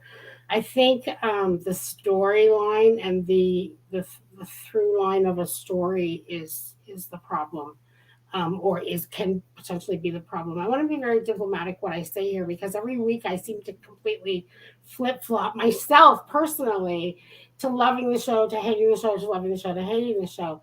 And I just feel like sometimes it's just a little bit schizophrenic for me because it's here one day and it's there one day and it's there one day. And the first 2 seasons, I would agree with Ricky when he said, it took a while to develop it, both for Sons and for Mayans. But, I think season 3, they spent a lot of time trying to pretend that Sons of Anarchy didn't exist. And this season, they seem to be putting all of their eggs in the Sons of Anarchy basket. So to me, that's a little bit schizophrenic. And that's where I get that feeling. One and only 111 saying it's too complex, too much going on at the same time. And generally, I think they agree with your comments. My take on it, and I'm a writer for a profession, there is a lot happening. One of the differences for me is, and it's the same for all of us, is our introduction to Sons of Anarchy. We were kind of spoilt, really, because we could binge. So we got to see 3 seasons in one go, probably in quite a short space of time. I know I watched 3 seasons in a week. I literally was like one episode, another episode, eat some lunch, another episode, go to the bathroom, another episode, have some dinner, another episode. It was, this was like in the period after my mother died, so I really wasn't in the headspace for doing a lot. So watching telly was perfect. I've not had that luxury with Mayans. Mayans is on, and then a whole year goes by. There's a whole lot of other shit going on in your life. There's also other TV shows to watch, because I'm a massive true drama guy, and I really liked Dope Sick. I really liked The Dropout. These true stories. Dope Sick being about the oxycodone crisis. I didn't even know what oxycodone was, and it was being mentioned in Sons of Anarchy and The Shield as a drug on the market all the time. But I didn't know what it was. I just thought it was another brand of ecstasy that I'd never heard of. Till I saw it's a pain med. It's a pain medication, yeah. It's an addicted painkiller, and until I saw the Sack family who introduced it to the American people, and they legitimized it, and they corrupted your legal system for verifying medications. This is an amazing show. I mean, Michael Keaton, you've never seen him before, and I don't want to stray off topic because we're here to talk about Danny Mayans, Strong. Danny Strong was instrumental in Dope Sick too. He wrote that, I think, right? Yeah, I mean it's a really, anyone watching, by the way, guys, if you haven't watched Dope Sick, it's a real ride, and it's brutal, but it's like must watch. It's a must watch. It should be shown in every school in America, in my humble opinion. But so the problem is there's this big gap. I see Mayans. There is quite a lot going on.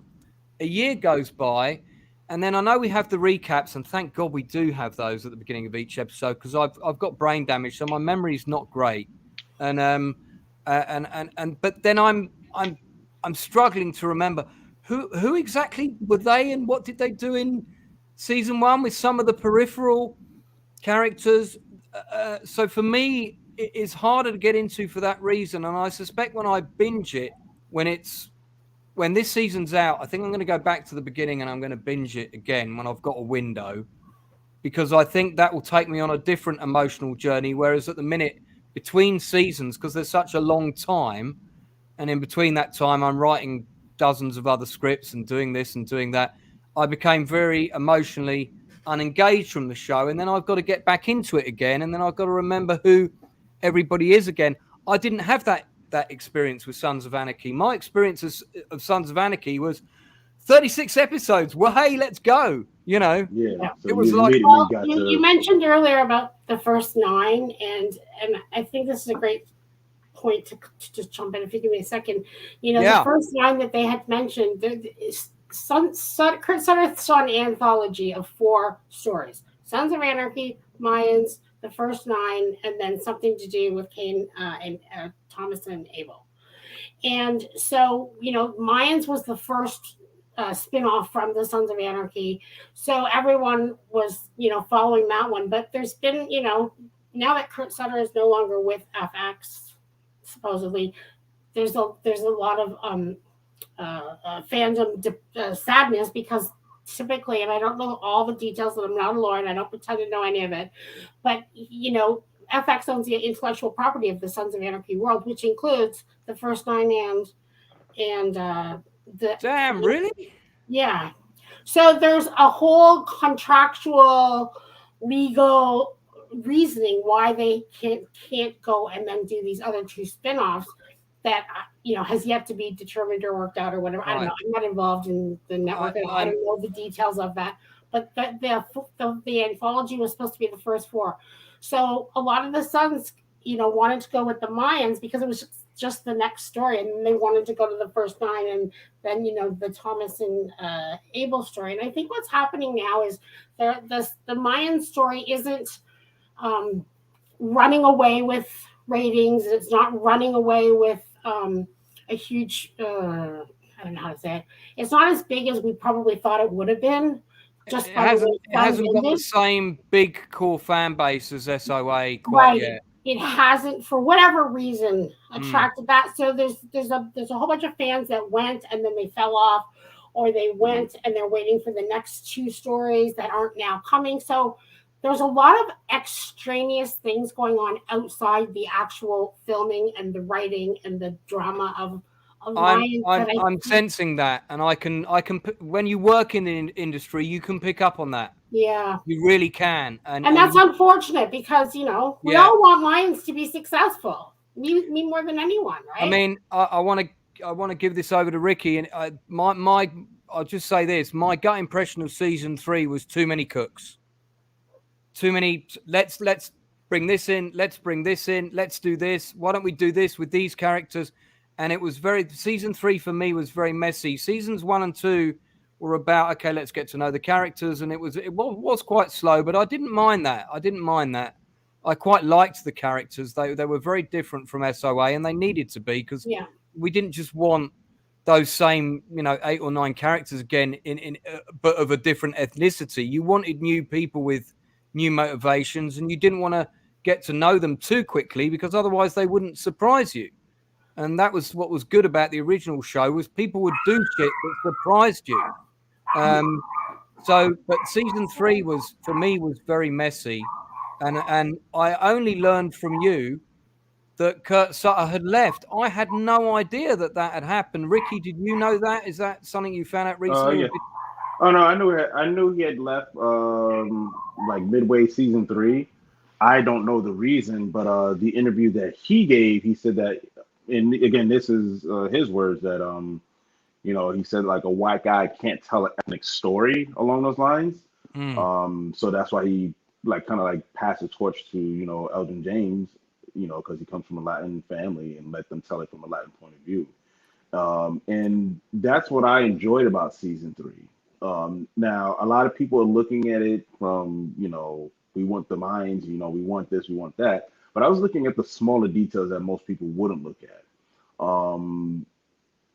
Like from the way the kitchen looked to the way the house looked, like it's all the little details, the music, having that type of woman like Gabby, for example, when she went to help his dad clean up while he was doing his thing. It's like when you have someone good like that in your life, it's like, amazing. And I felt like that show, or at least that season, is bringing out those things that were relatable, minus the killing and things like that.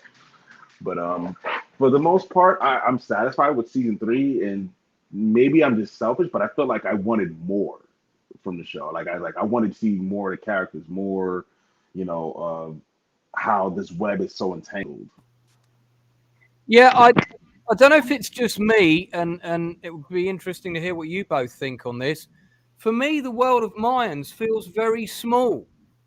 It doesn't feel like background. Let me give you a little bit of background. When Kurt was thinking about developing Mayans, exactly what Ricky said. He couldn't.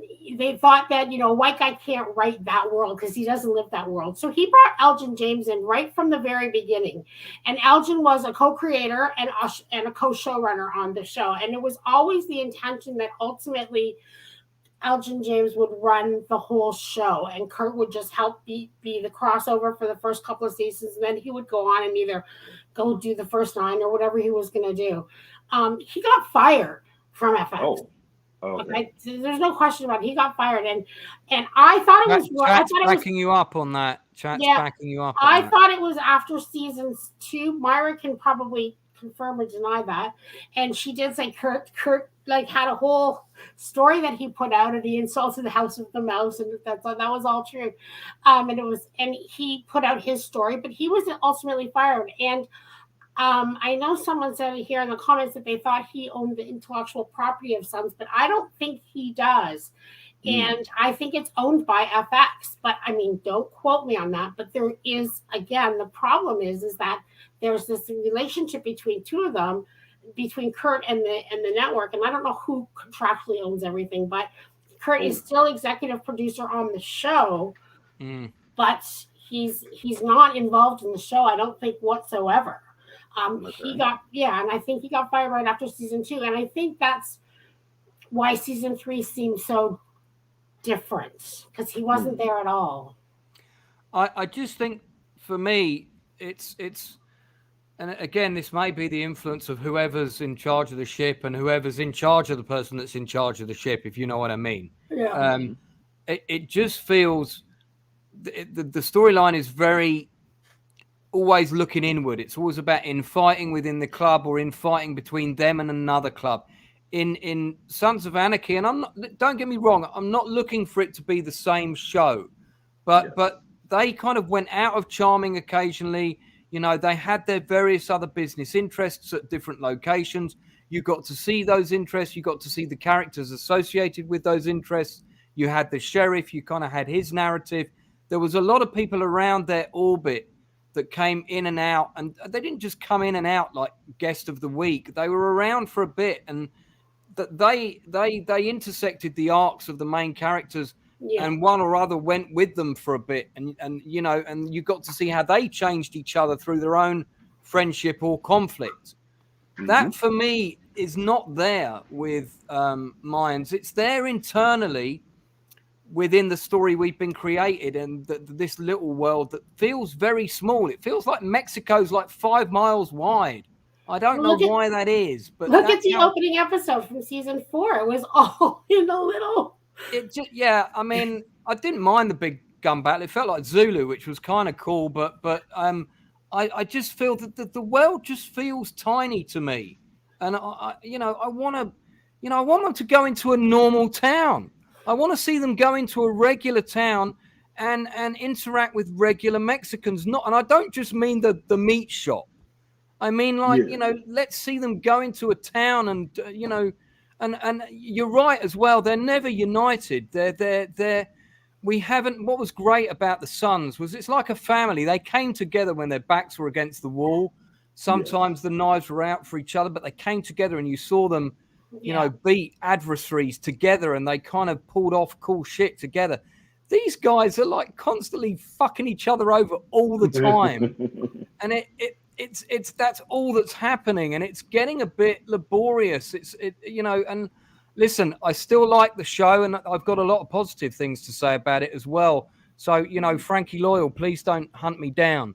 But I do like the show, and I love the acting. I think the acting is really good. There's a lot of unknowns in there who have really made their mark. They're not people from classically trained acting backgrounds for the most part. That's probably my favorite part of it. And it has that realism. That is great, but I don't think that's being used to the full effect. I want to see more stories that are grounded a bit in reality. Well, they did it with Gilly, right? This last episode, these last 2 episodes with Gilly, they're going exactly to that real world veteran type of thing. And I think that is, exactly what you just said, is that's where the real magic is going to be in that show, is building on the reality of all those people who aren't classically trained actors who have come up through whatever, including Elgin, right?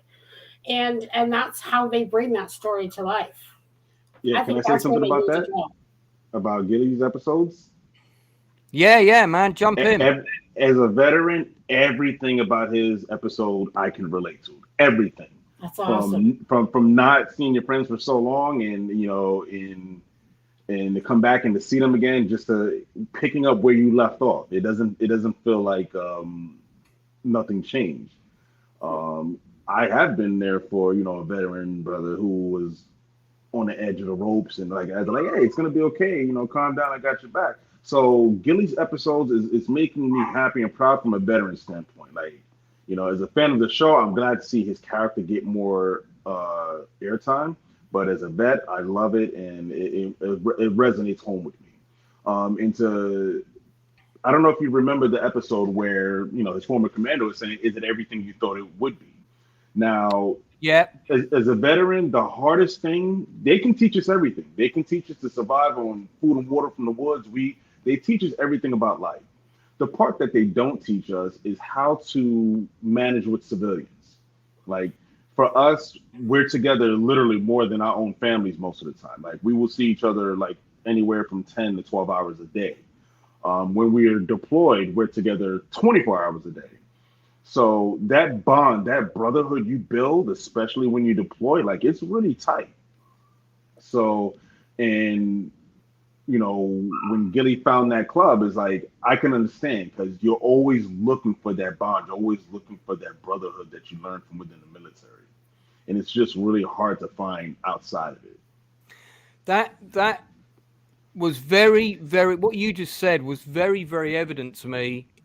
And I wish I could remember the name of the club, because I'd love to give them a shout out, because they were a bit moody with me, but they did give me their time, which I was very grateful for, because they thought, who the fuck is this guy? And why is he asking us all these army questions? And I had to explain I was a filmmaker, and I was there researching a movie about Pegasus Bridge. It was just right near Pegasus Bridge in Normandy, if you know about that. And they were like a proper tight family. You could see it. I could see in the interaction, and I watched the interaction between the leader and the master at arms and the women. The women were fucking fierce in that group. I mean, these are all African American women, and they were fucking big too. They were like 6.5 feet, 6'5", 6'7". They were all sitting down when I met them, and then at one point they all got up to go to their bikes. And funny that you say that about the woman. Myra had put a comment in here earlier about a thread that was on Twitter this week, and it was about the women of Mayans versus the women of Sons of Anarchy. Yeah, I saw that. Did you see that thread? I saw that. Great. It was really great. I don't know. The female characters in Mayans are interesting. I particularly like and I follow her on Twitter. The actress who plays, she's kind of like the lesbian behind the bar with the short haircut. What's the character's name? I know who you're talking about. Jess. Yeah, and she's on. Yeah. I follow her on Twitter, and I think she comes from kind of like a biker's background, from what I can tell, in reality. And because I sort of started following some more people from Mayans the last few weeks, but she's great on screen. She doesn't have to do much. She's got really, she's one of those lucky actors that's got like a really interesting face. Richard Cabral, absolutely the same. I think he's brilliant. Coco, you can't take your eyes off him. He doesn't. I know he's not the most experienced actor. He certainly is more than when he started. And if he has an acting coach, I'm sure the acting coach has said to him, Richard, just think that you don't need to do anything. People will watch your face wherever you are in a scene. They will be drawn to your face because you've got the most interesting face ever. Yes. So, and this was my next question was, who are your favorite characters? Mine's Coco. Spoiler, skip ahead now if you don't want to mind spoiler. And they've just fucking killed him. And they killed Riz too. So hold on. About Coco, I'm holding on to hope. This is me, like no pun intended. I'm holding on that it's a mistake. He's in the ICU. Like I am like they can't just. It is a Kurt Sutter type show, so yeah, anybody can go. Like, look, if Opie can go, Coco could go. I got that.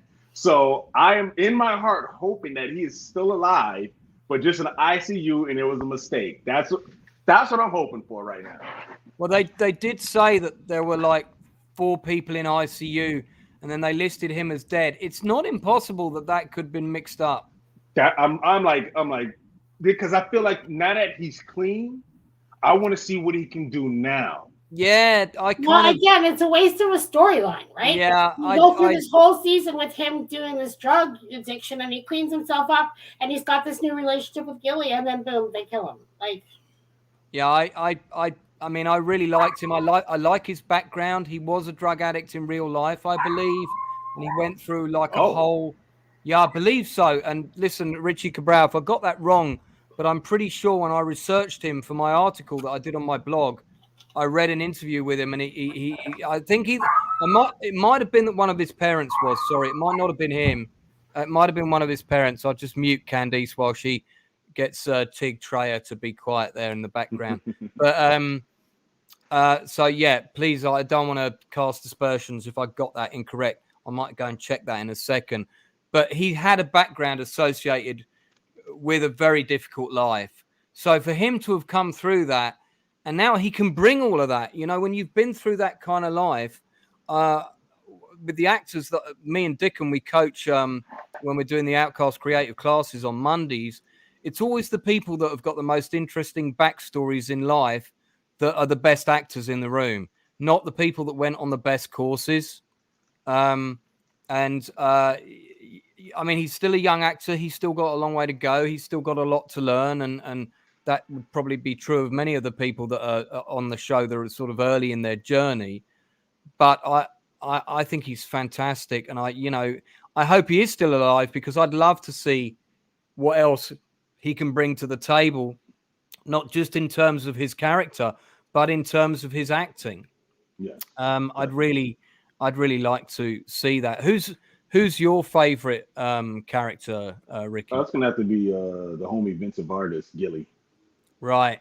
Yeah. And that's why I'm happy to see him get more airtime, so we can see why he is the way he is. Yeah. So when I look at this season now, right, after seeing the episodes of him with his veteran buddies, I understand more why he was pissed when Coco was doing drugs. Like, it's, you should know better. As a veteran, you should know better, because we've seen what it can do while you doing it. So that connection made much more sense of why Gilly was pissed with Coco for doing drugs. You know, because like this, you're my veteran brother. These guys are not going to understand you the way they're not going to understand me the way you can to a degree. So, and you know, his character is very loyal as well. Like he will have everyone's back, and he's not gonna, you know, back off. Prime example. I forgot the episode, but it was season 3 where the big brawl happened.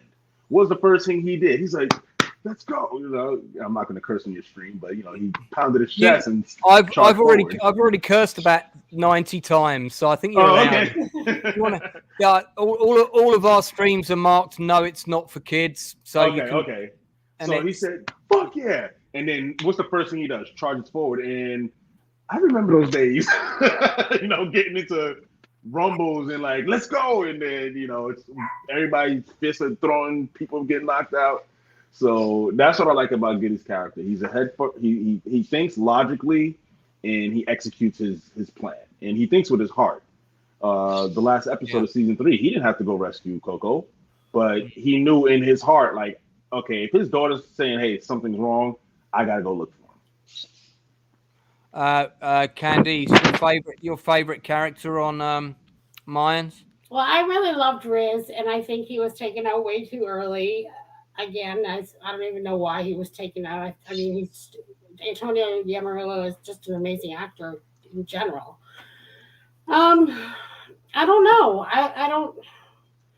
I have a love-hate relationship with some of the characters. I mean, yeah, there's a rule in writing where you say don't break the rules of your own reality, and one of the reasons why a certain James Bond film is quite reviled even within the Bond fan community is because they did stupid things with him where they made him abseil off of an iceberg that was falling apart with two kind of, you know, with an improvised parachute and just something that actually even in the Bond reality never would have worked. They gave him an invisible car, which we know actually that, you know, even though there is Predator technology around where you can reflect surfaces and things, they literally made it very invisible. It wasn't really believable.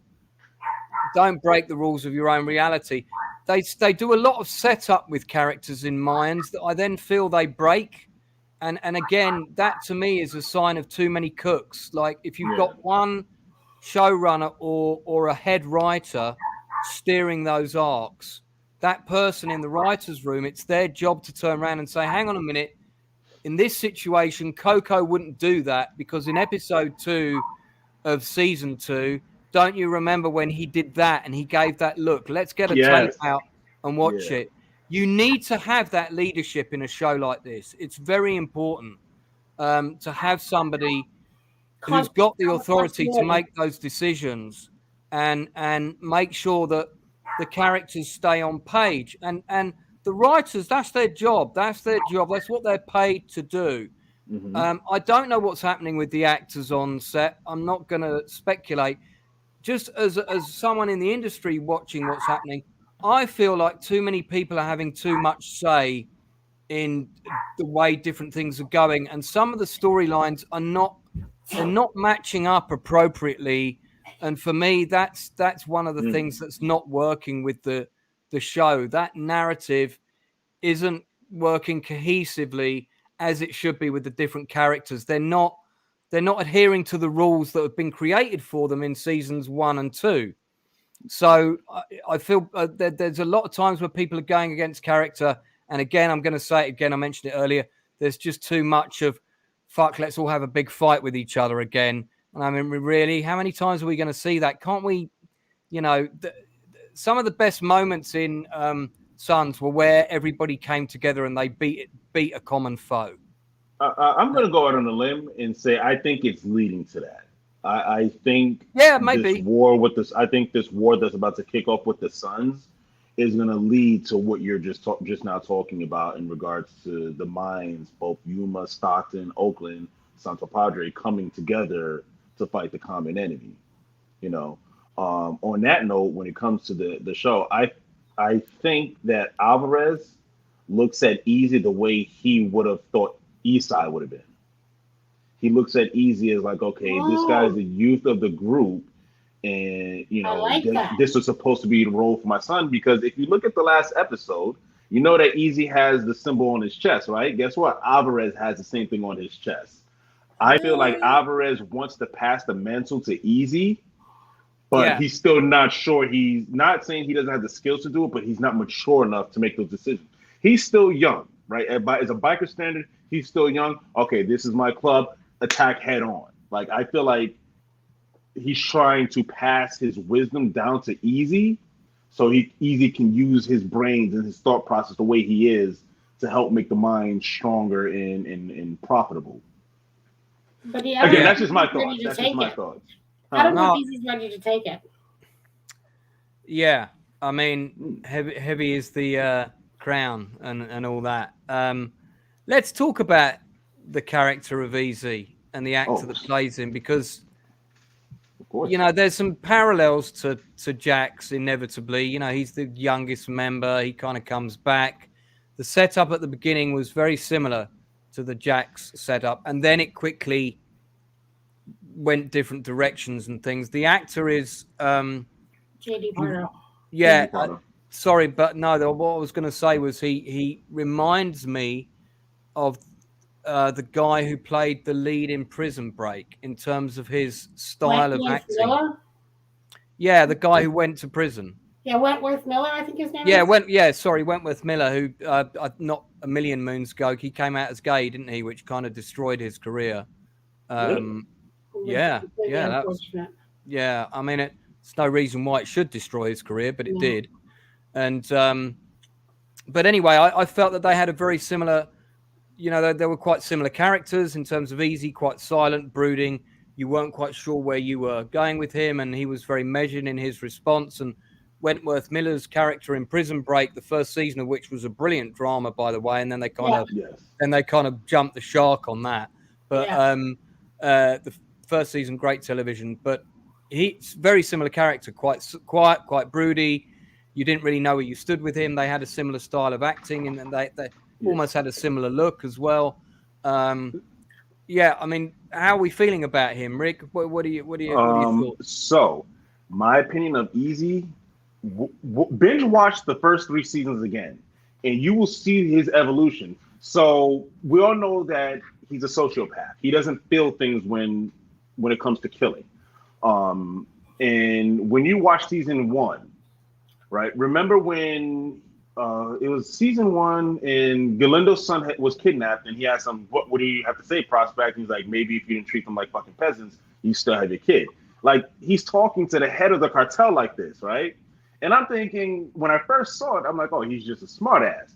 But then when I look at everything from seasons 1 to seasons 2, 3, and 4, like, no, he's calculating. Like, I personally feel that he's more dangerous than Jax, because Jax did things off of emotion. When Easy does something, it's cold, it's calculated, it's with tact, it's with a reason. And when you watch the first 3 seasons again, you see that evolution. And again, that's just all my opinion. But and that's what I like about his character, and the fact that he can use his memory. A couple episodes ago, when he bashes Bishop in the face, educate your ex-president. Remember when Bishop clocked him in the face? Episode 1, educate your prospects. So I like how they're still continuing using his ability to remember everything, but he's now getting cocky with it. Like, he's like, I got power now. Now I can do this. But he's not the man yet. And I feel like there's going to come a time and place where he wants that crown from Alvarez to do it his way. Yeah. But I still feel that Alvarez is trying to instill his wisdom into Easy. And this might be off topic. Let's add in Manny now. I have enjoyed his character since his first episode. Like, I think he is a great addition to the show. I think him and Easy, JD Pardo, as actors, they feed off of each other very well. As far as their characters, they both have the same goal. However, we don't know what Manny's goal is yet. Like, is he a friend? Is he an enemy? Is he a frenemy? Like, we don't know with his character. And I hope they bring Manny on full time. My impression of Manny is that he's kind of there to assess and feed back. Yeah, Yeah, that's what I mean. Like, is he an enemy?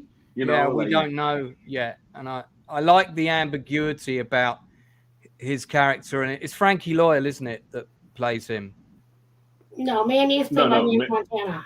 Oh man, I'm doing really bad on my names. Frankie plays Hank. Frankie Loyal's plays Hank. Hank. Sorry.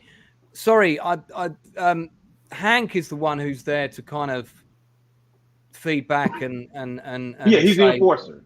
Yeah, yeah, but he's got the ear of the main guy.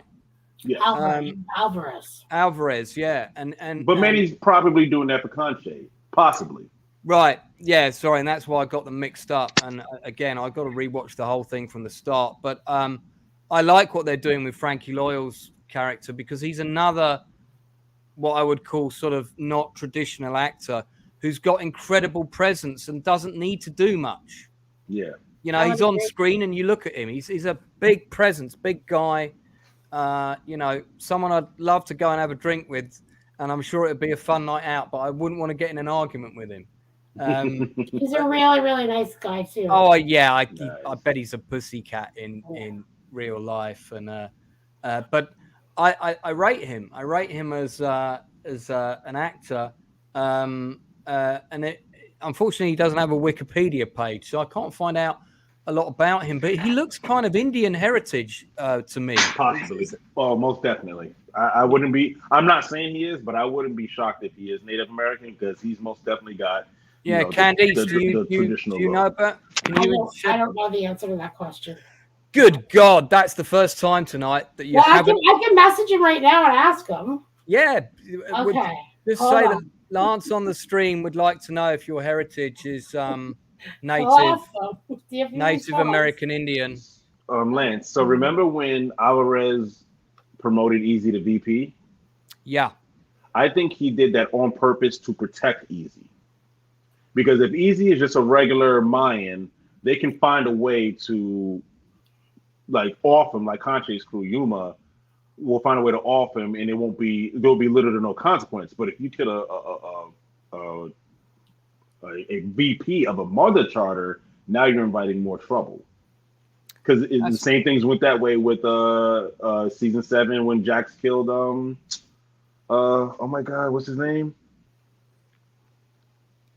He killed the charger from Arizona, like president on presidents. So and he had to suffer the consequences. So I feel like Alvarez did it both to protect Easy and to accelerate the end game of the new era of the Mayans.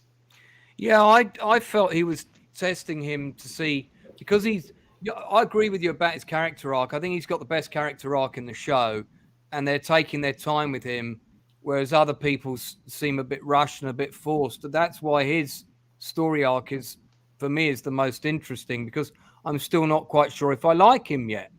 Okay. He's kind of an anti-hero, and I don't really know where I like him. Whereas I like Coco, I like Manny, I like Johnny, Johnny Cruz, and Bishop. You kind of know where you are with him, and so but him you're never sure. So I kind of felt like he was testing him to see, like, okay, well, let's put him as VP and see what he does. That was my take on it. Yeah, I think your take is probably more likely to be correct. I'm waiting with bated breath for this answer now. I don't know. He hasn't seen the question yet, so I don't know. Can we see Tig Puppy in close up? Is that Tig? This is Tigray. Oh, that's little homie. So adorable. Dude, look at Tig. How's it going? This hello from the UK. What's going on? Hello from New York City. Sammy's around here. I call him Sammy. Sam Crow. He's around here. Sammy. He's the one that's barking at planes. Oh, you see, so like he's barking constantly. When we need him, he's not there. Yeah, exactly. Sam. He's being precious. So I mean, what? Okay, so I don't want to go on too much longer because we're close to wrapping up, and I don't want to keep you guys from your Sunday afternoon outings. But what are your hopes for the rest of season 4? What would you like to see happen in the show, and who would you like to see more of or less of? what are your thoughts there, Candice? I know you've given that quite a lot of thought already, so we'll go with you first. Well, I would like to see Alvarez be the leader that he is and that I think he's going to be. I would like him to get all of the Mayans united. I would like to see the interaction between between Alvarez and Tig. And I really am interested in seeing something different come out of that. Like, I don't want Mayans and Sons to go to war. Like, I don't want that to happen. I want to see something else. Either they get together and they go after somebody else, or I don't know. I would like to see them get a season 5, but I want them to just get on a good storyline and give us a good story. Just write us a good story and stop trying to be everything to everybody. I'm going to agree with you wholeheartedly on that. I like guest visits from Sons of Anarchy characters. That I'm fine with. Yeah. Give us an episode where we get to see Trig Treyer's sex dungeon or whatever. Make it a funny episode. All of that. I'm guest cameos. Little meetings with Chibs in deserts and things. I don't want to see him go to war with Sons of Anarchy either. It's kind of been done already. We've kind of seen that already before. And what's lacking, before we hear Ricky's answer, is there's no law enforcement characters that are making their mark in Mayans. Well, there is a lack of. Where's the really cool, corrupt Mexican police characters? Because we know there's a lot of them around. Well, today on Twitter, that's exactly what they're talking about. Is Manny potentially being a cop?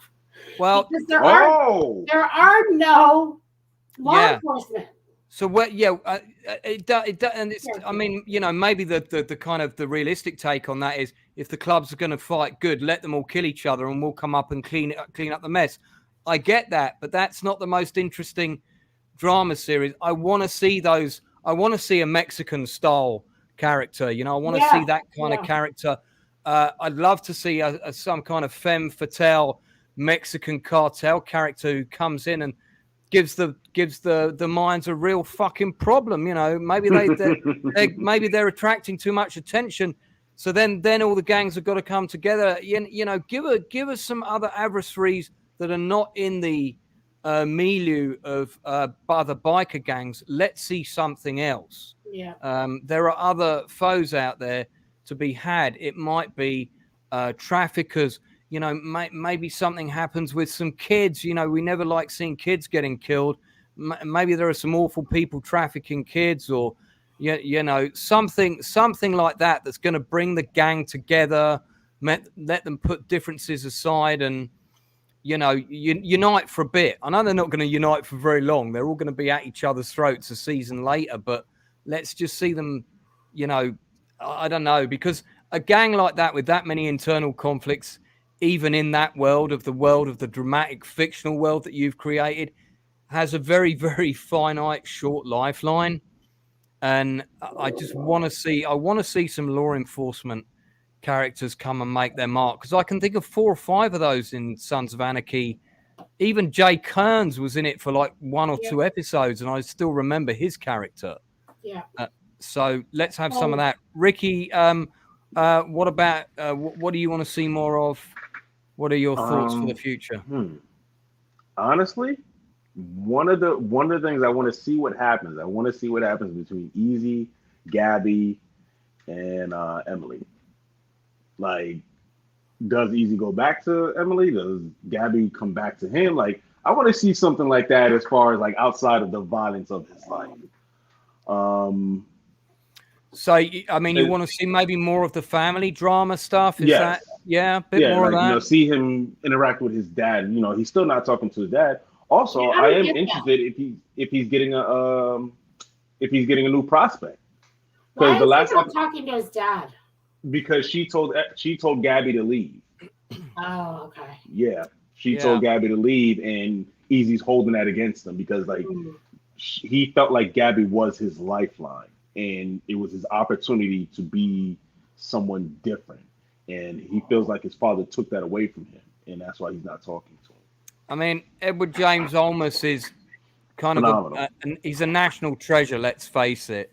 Yes. And he's being a bit criminally underused at the minute. Absolutely, 100 fucking percent. I think that's something everybody agrees with. Like, like if real quick, hold on. So to what you guys are saying about the Civil War within the minds, I feel like it's the episode started off like this, spread out because we got all these characters, and I feel like it's gonna come down all to back to one line. Like, there's gonna be a goal within this story. Is there gonna be a war between not Sam Crow, but the Sons and Minds?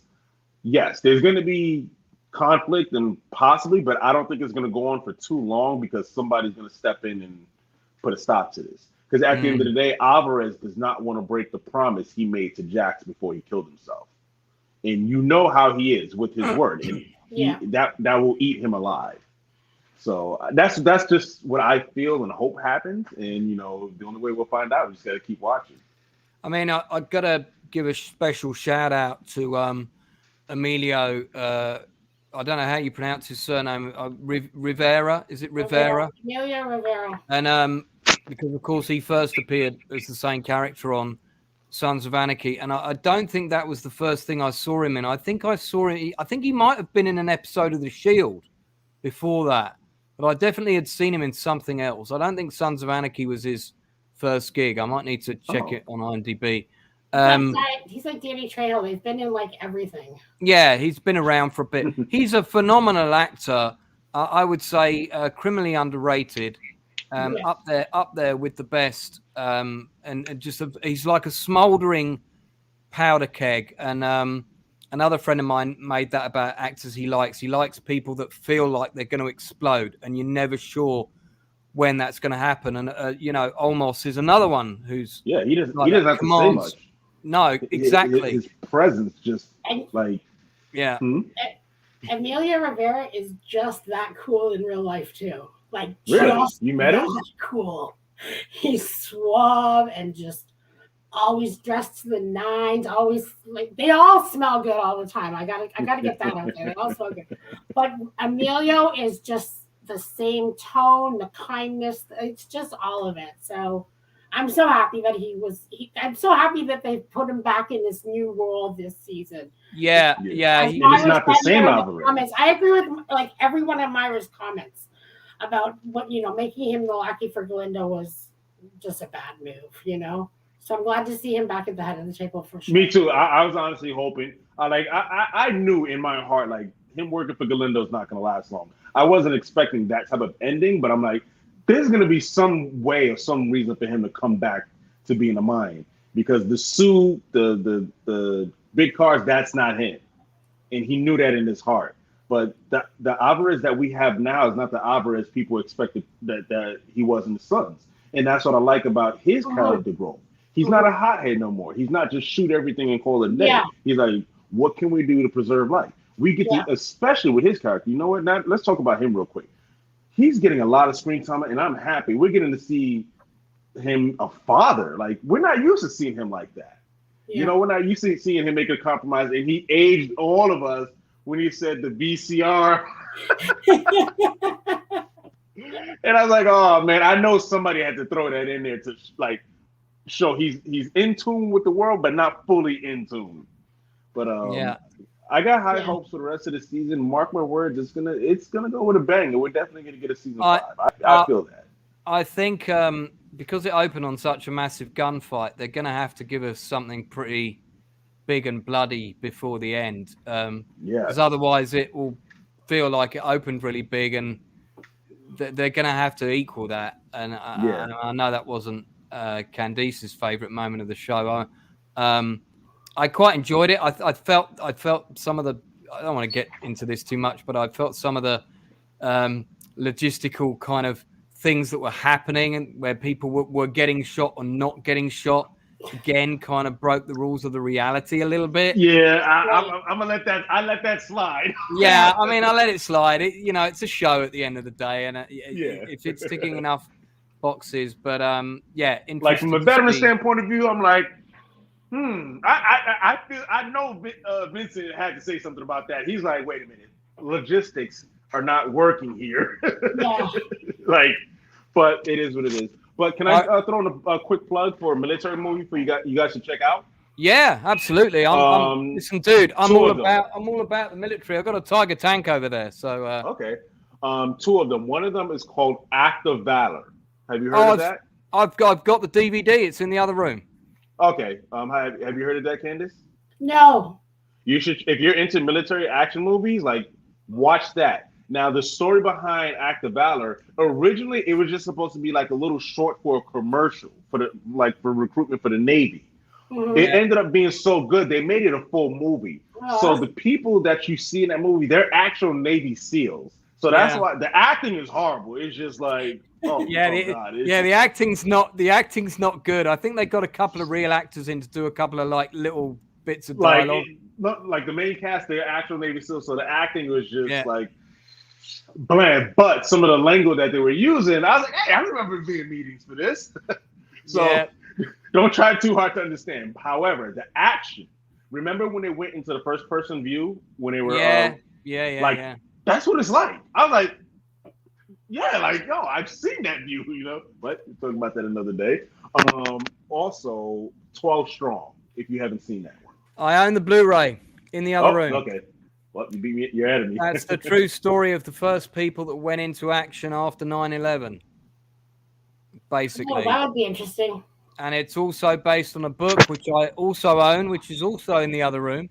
And yeah, it's a good movie. Wasn't my favorite movie of that year. My favorite movie of that year was the one with Mark Wahlberg in about the Boston bombings. Patriots Day. Patriots Day. Yeah, I mean that guy really knows how to direct a film. Same director as Lone Survivor, and him and Wahlberg collaborate quite frequently. And it was a cracking script. And Kevin Bacon was in it. So that's all I need to say. He was one of the FBI chiefs. Oh, yes. Yeah, he comes into the. We'll take it. It's ours. We're going to take it. And yeah, he's. I love Kevin Bacon. And right, I'll tell you this story real quick. It's not really relevant, but right in the middle of the pandemic, when things were really bad, it was around the time I just started watching Kim Coates's and Theo's little streams there. One of the days mentally I was proper low, and I just put on my Twitter, damn, today is a really tough day. I'm not sure how I'm going to get through it. Literally within seconds of that, there was a message that popped up underneath it, and it was from Kevin Bacon, and it's his official account. I know it was him. And he just said, hang in there, man, you're going to be all right. And he doesn't even follow me. So how the fuck did he even see that? Wow. How did he see my comment and then respond to it if he doesn't even follow me? Maybe he's got another account, secret account, and he follows. I don't know, but I've talked about him a lot. He's of all the actors I want to work with, he's number one for the Americans.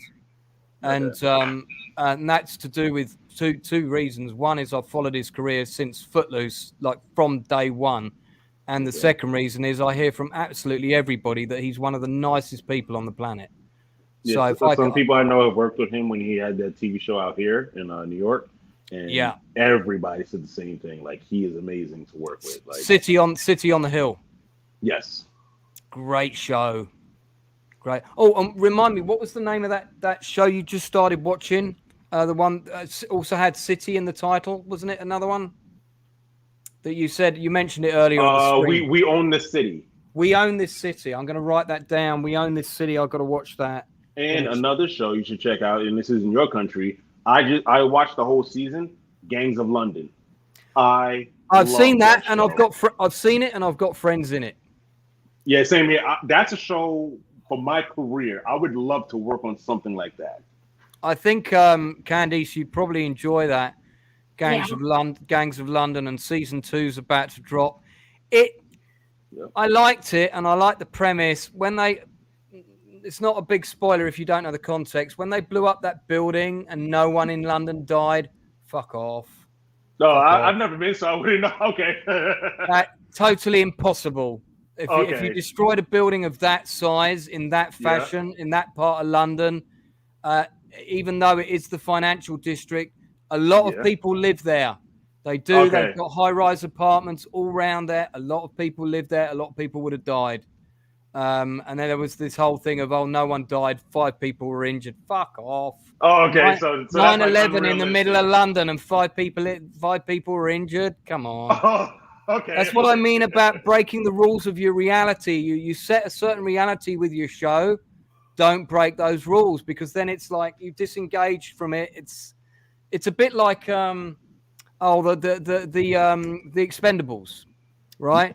When that movie came out, I was really excited. I thought this is going to be the American Wild Geese. It's going to be really great. It's got all these old timers in it. Some of them are going to get killed, and we're not going to know who. And then everybody saw dollar signs in the sequels, so it was just like, we're not going to kill anyone. So it became like the A-Team. Yeah. And it's just like there's all this gunfire going off. No one's getting injured. None of the good guys, anyway. They might be like the guest red shirt of Expendables 2 that got killed or whatever. But so as soon as you know no one's going to die, none of the battles have any meaning.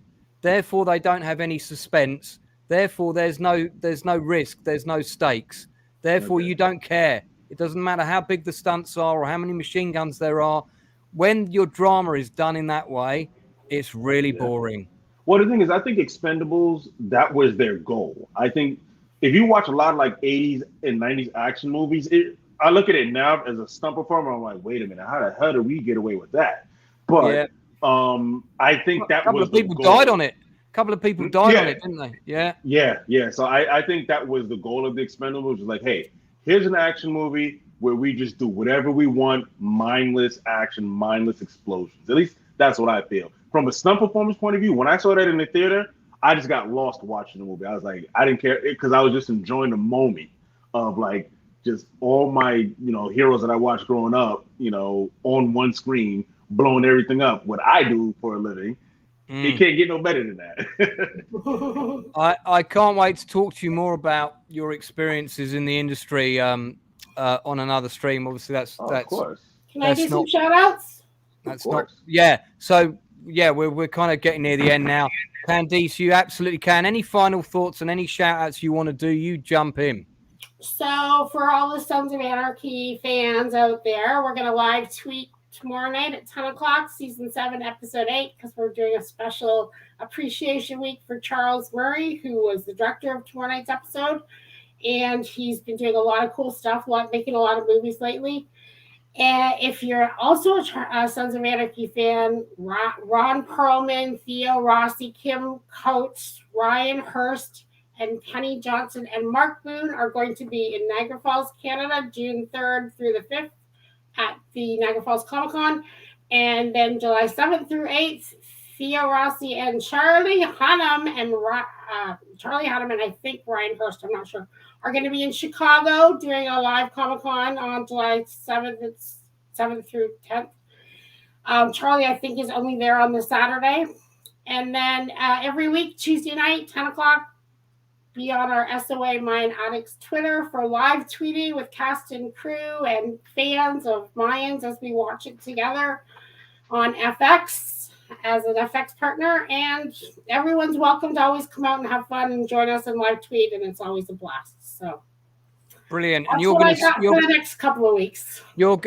Sounds like a busy time. You're going to send me all the kind of links and deets for that in a single email. I'll copy and paste it. I'll whack it all under the stream. Ricky, if you would do the same for me with just like if you've got webpage, also your IMDb, all of that stuff, I'm happy to promote all that for you as well. I appreciate it. Thank you. And listen, man, that's the way it should work. And we're all about the love on the Outcasts Creative. And one more thing real quick.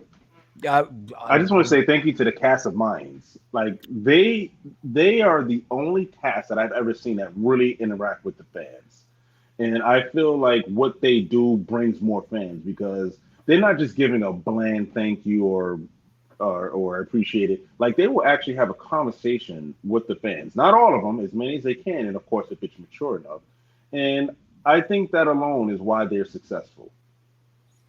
That's really great. I'm going to extend an offer now to any of the cast from Mayans. And listen, I don't care if you're one of the leads on the show or you've come in one episode and had one line. If you'd like to come on the Outcasts Creative channel and talk about your experiences in the industry, Listen, we're not looking for the gossip stories. We just want to hear about your experiences and what you've learned as an actor. And also, we're all about imparting advice to others. If you go on our industry interviews section, you'll see we've got interviews with 5 actors there already, including someone who's been on Doctor Who. We just had Phil Davis, who's a British legend. I've just had Anthony DeLongis, who's been in the industry in Hollywood for 5 decades, man. I mean, he's worked on everything and did 6 episodes of Star Trek Voyager as a guest villain. And we've got more people like that coming. So anyone from Mayans or SOA, Kim Coates, I'm winking at you there.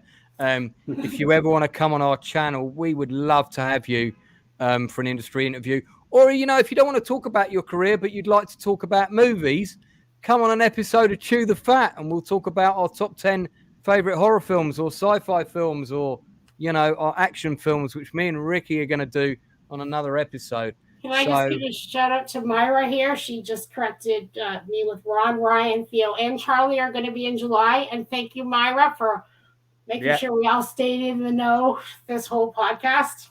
Yeah, I think if I've learned anything from this podcast, it's 2 things. One is Myra's internet's not great, but secondly, she knows more than the 3 of us put together about all the different factual elements of Sons of Anarchy, and I suspect probably has a pretty good working knowledge of biker gangs as well. I'll be interrogating her about how she came by that knowledge behind closed doors. Guys, look, it's been wonderful having you on here. We've barely scratched the surface of all the different things we could have talked about with Sons of Anarchy. For those 7 people still watching, and I'm sure there have been loads of people that have dipped in and out, this is going to stay up on the channel. You can come back and watch it any time. Do please share the love, like and subscribe to the channel. We're trying to hit 1,000 subscribers. We've only been taking this channel thing seriously since I think it's the end of last year. So we've not really looked at doing this channel properly on social media before I suddenly decided to take it seriously 6 months ago. Before that, it was just about stuff we'd done in lockdown with the Outcasts Creative and doing some live performances. We are going to do more live performances on this channel. So if you ever see the Outcasts performing, they are performing live. They cannot fuck up. They have to learn their lines. There's no second take when you're doing a live broadcast. And if somebody drops off, we have to cover them. So it really does keep the actors on their toes. If you go and watch some of the episodes of Persecution, you'll see that actually happens to me in one scene where one of our actors froze and the actor I was with in the scene, we had to improvise until they came back online. That was pretty entertaining. Myra Lowe, thank you so much for your knowledge, wisdom, kind words, and insightful little tidbits in the chat there. One and only 111 as well. You've been contributing a great deal. There's been some other people that have come in. Thanks to Suzette and Alex for popping in earlier. And, of course, to my 2 wonderful guests, the one and only, the next stuntman who's going to win an Oscar when they finally make that a category, Rick Barksdale. No relation to Avon Barksdale, I'm told. And Candy. It's actually Ricky. Ricky, yeah. Ricky. Yeah. And Candy Sandapooch. Did I spell that wrong on your name? No, you spelled it right. You just forgot the Y. That's okay, though. I spelled it right, but I forgot the Y. I think that counts as spelling it wrong. I'm so I have been calling you Ricky. We've corrected it just in time to leave. That's how we do things here. Keeping it light and comical like nowhere else on YouTube. Guys, it's been great. Do join us on Chew the Fat again. It's usually on Sundays, but sometimes it's on Wednesdays. Industry interviews tends to be on Wednesday evenings. I've got one next Wednesday coming with one of the actors who's been on Snowpiercer and Van Helsing, and she's now back in London. A good friend of mine, Andrea, who I had the pleasure of directing in a play many, many, many years ago. I can't believe I think it's 12, 13 years. And she's coming on Wednesday to talk about her career and working in Canada. So, so guys, do tune in for that. We're going to see you all again real soon. Don't forget to check the links below. Check out Candice, what she's up to. Check out Ricky, what he's up to. Don't forget to offer him work if you can. and I'm going to be having them both back on again on future episodes to talk about other things. We'll see you all again Guys on real Twitter. soon. Follow us on Twitter and all the rest of it. Outcasts Creative, and if you need to contact the Outcasts Creative, do it via the Facebook page. And don't forget, we've got acting classes in London on Monday and Birmingham on Monday night, also 6:30 to 9. Okay, we'll speak to you all again real soon. Have a Thank you, fantastic Lance. weekend. What's left of it. Have a good Thank day. you.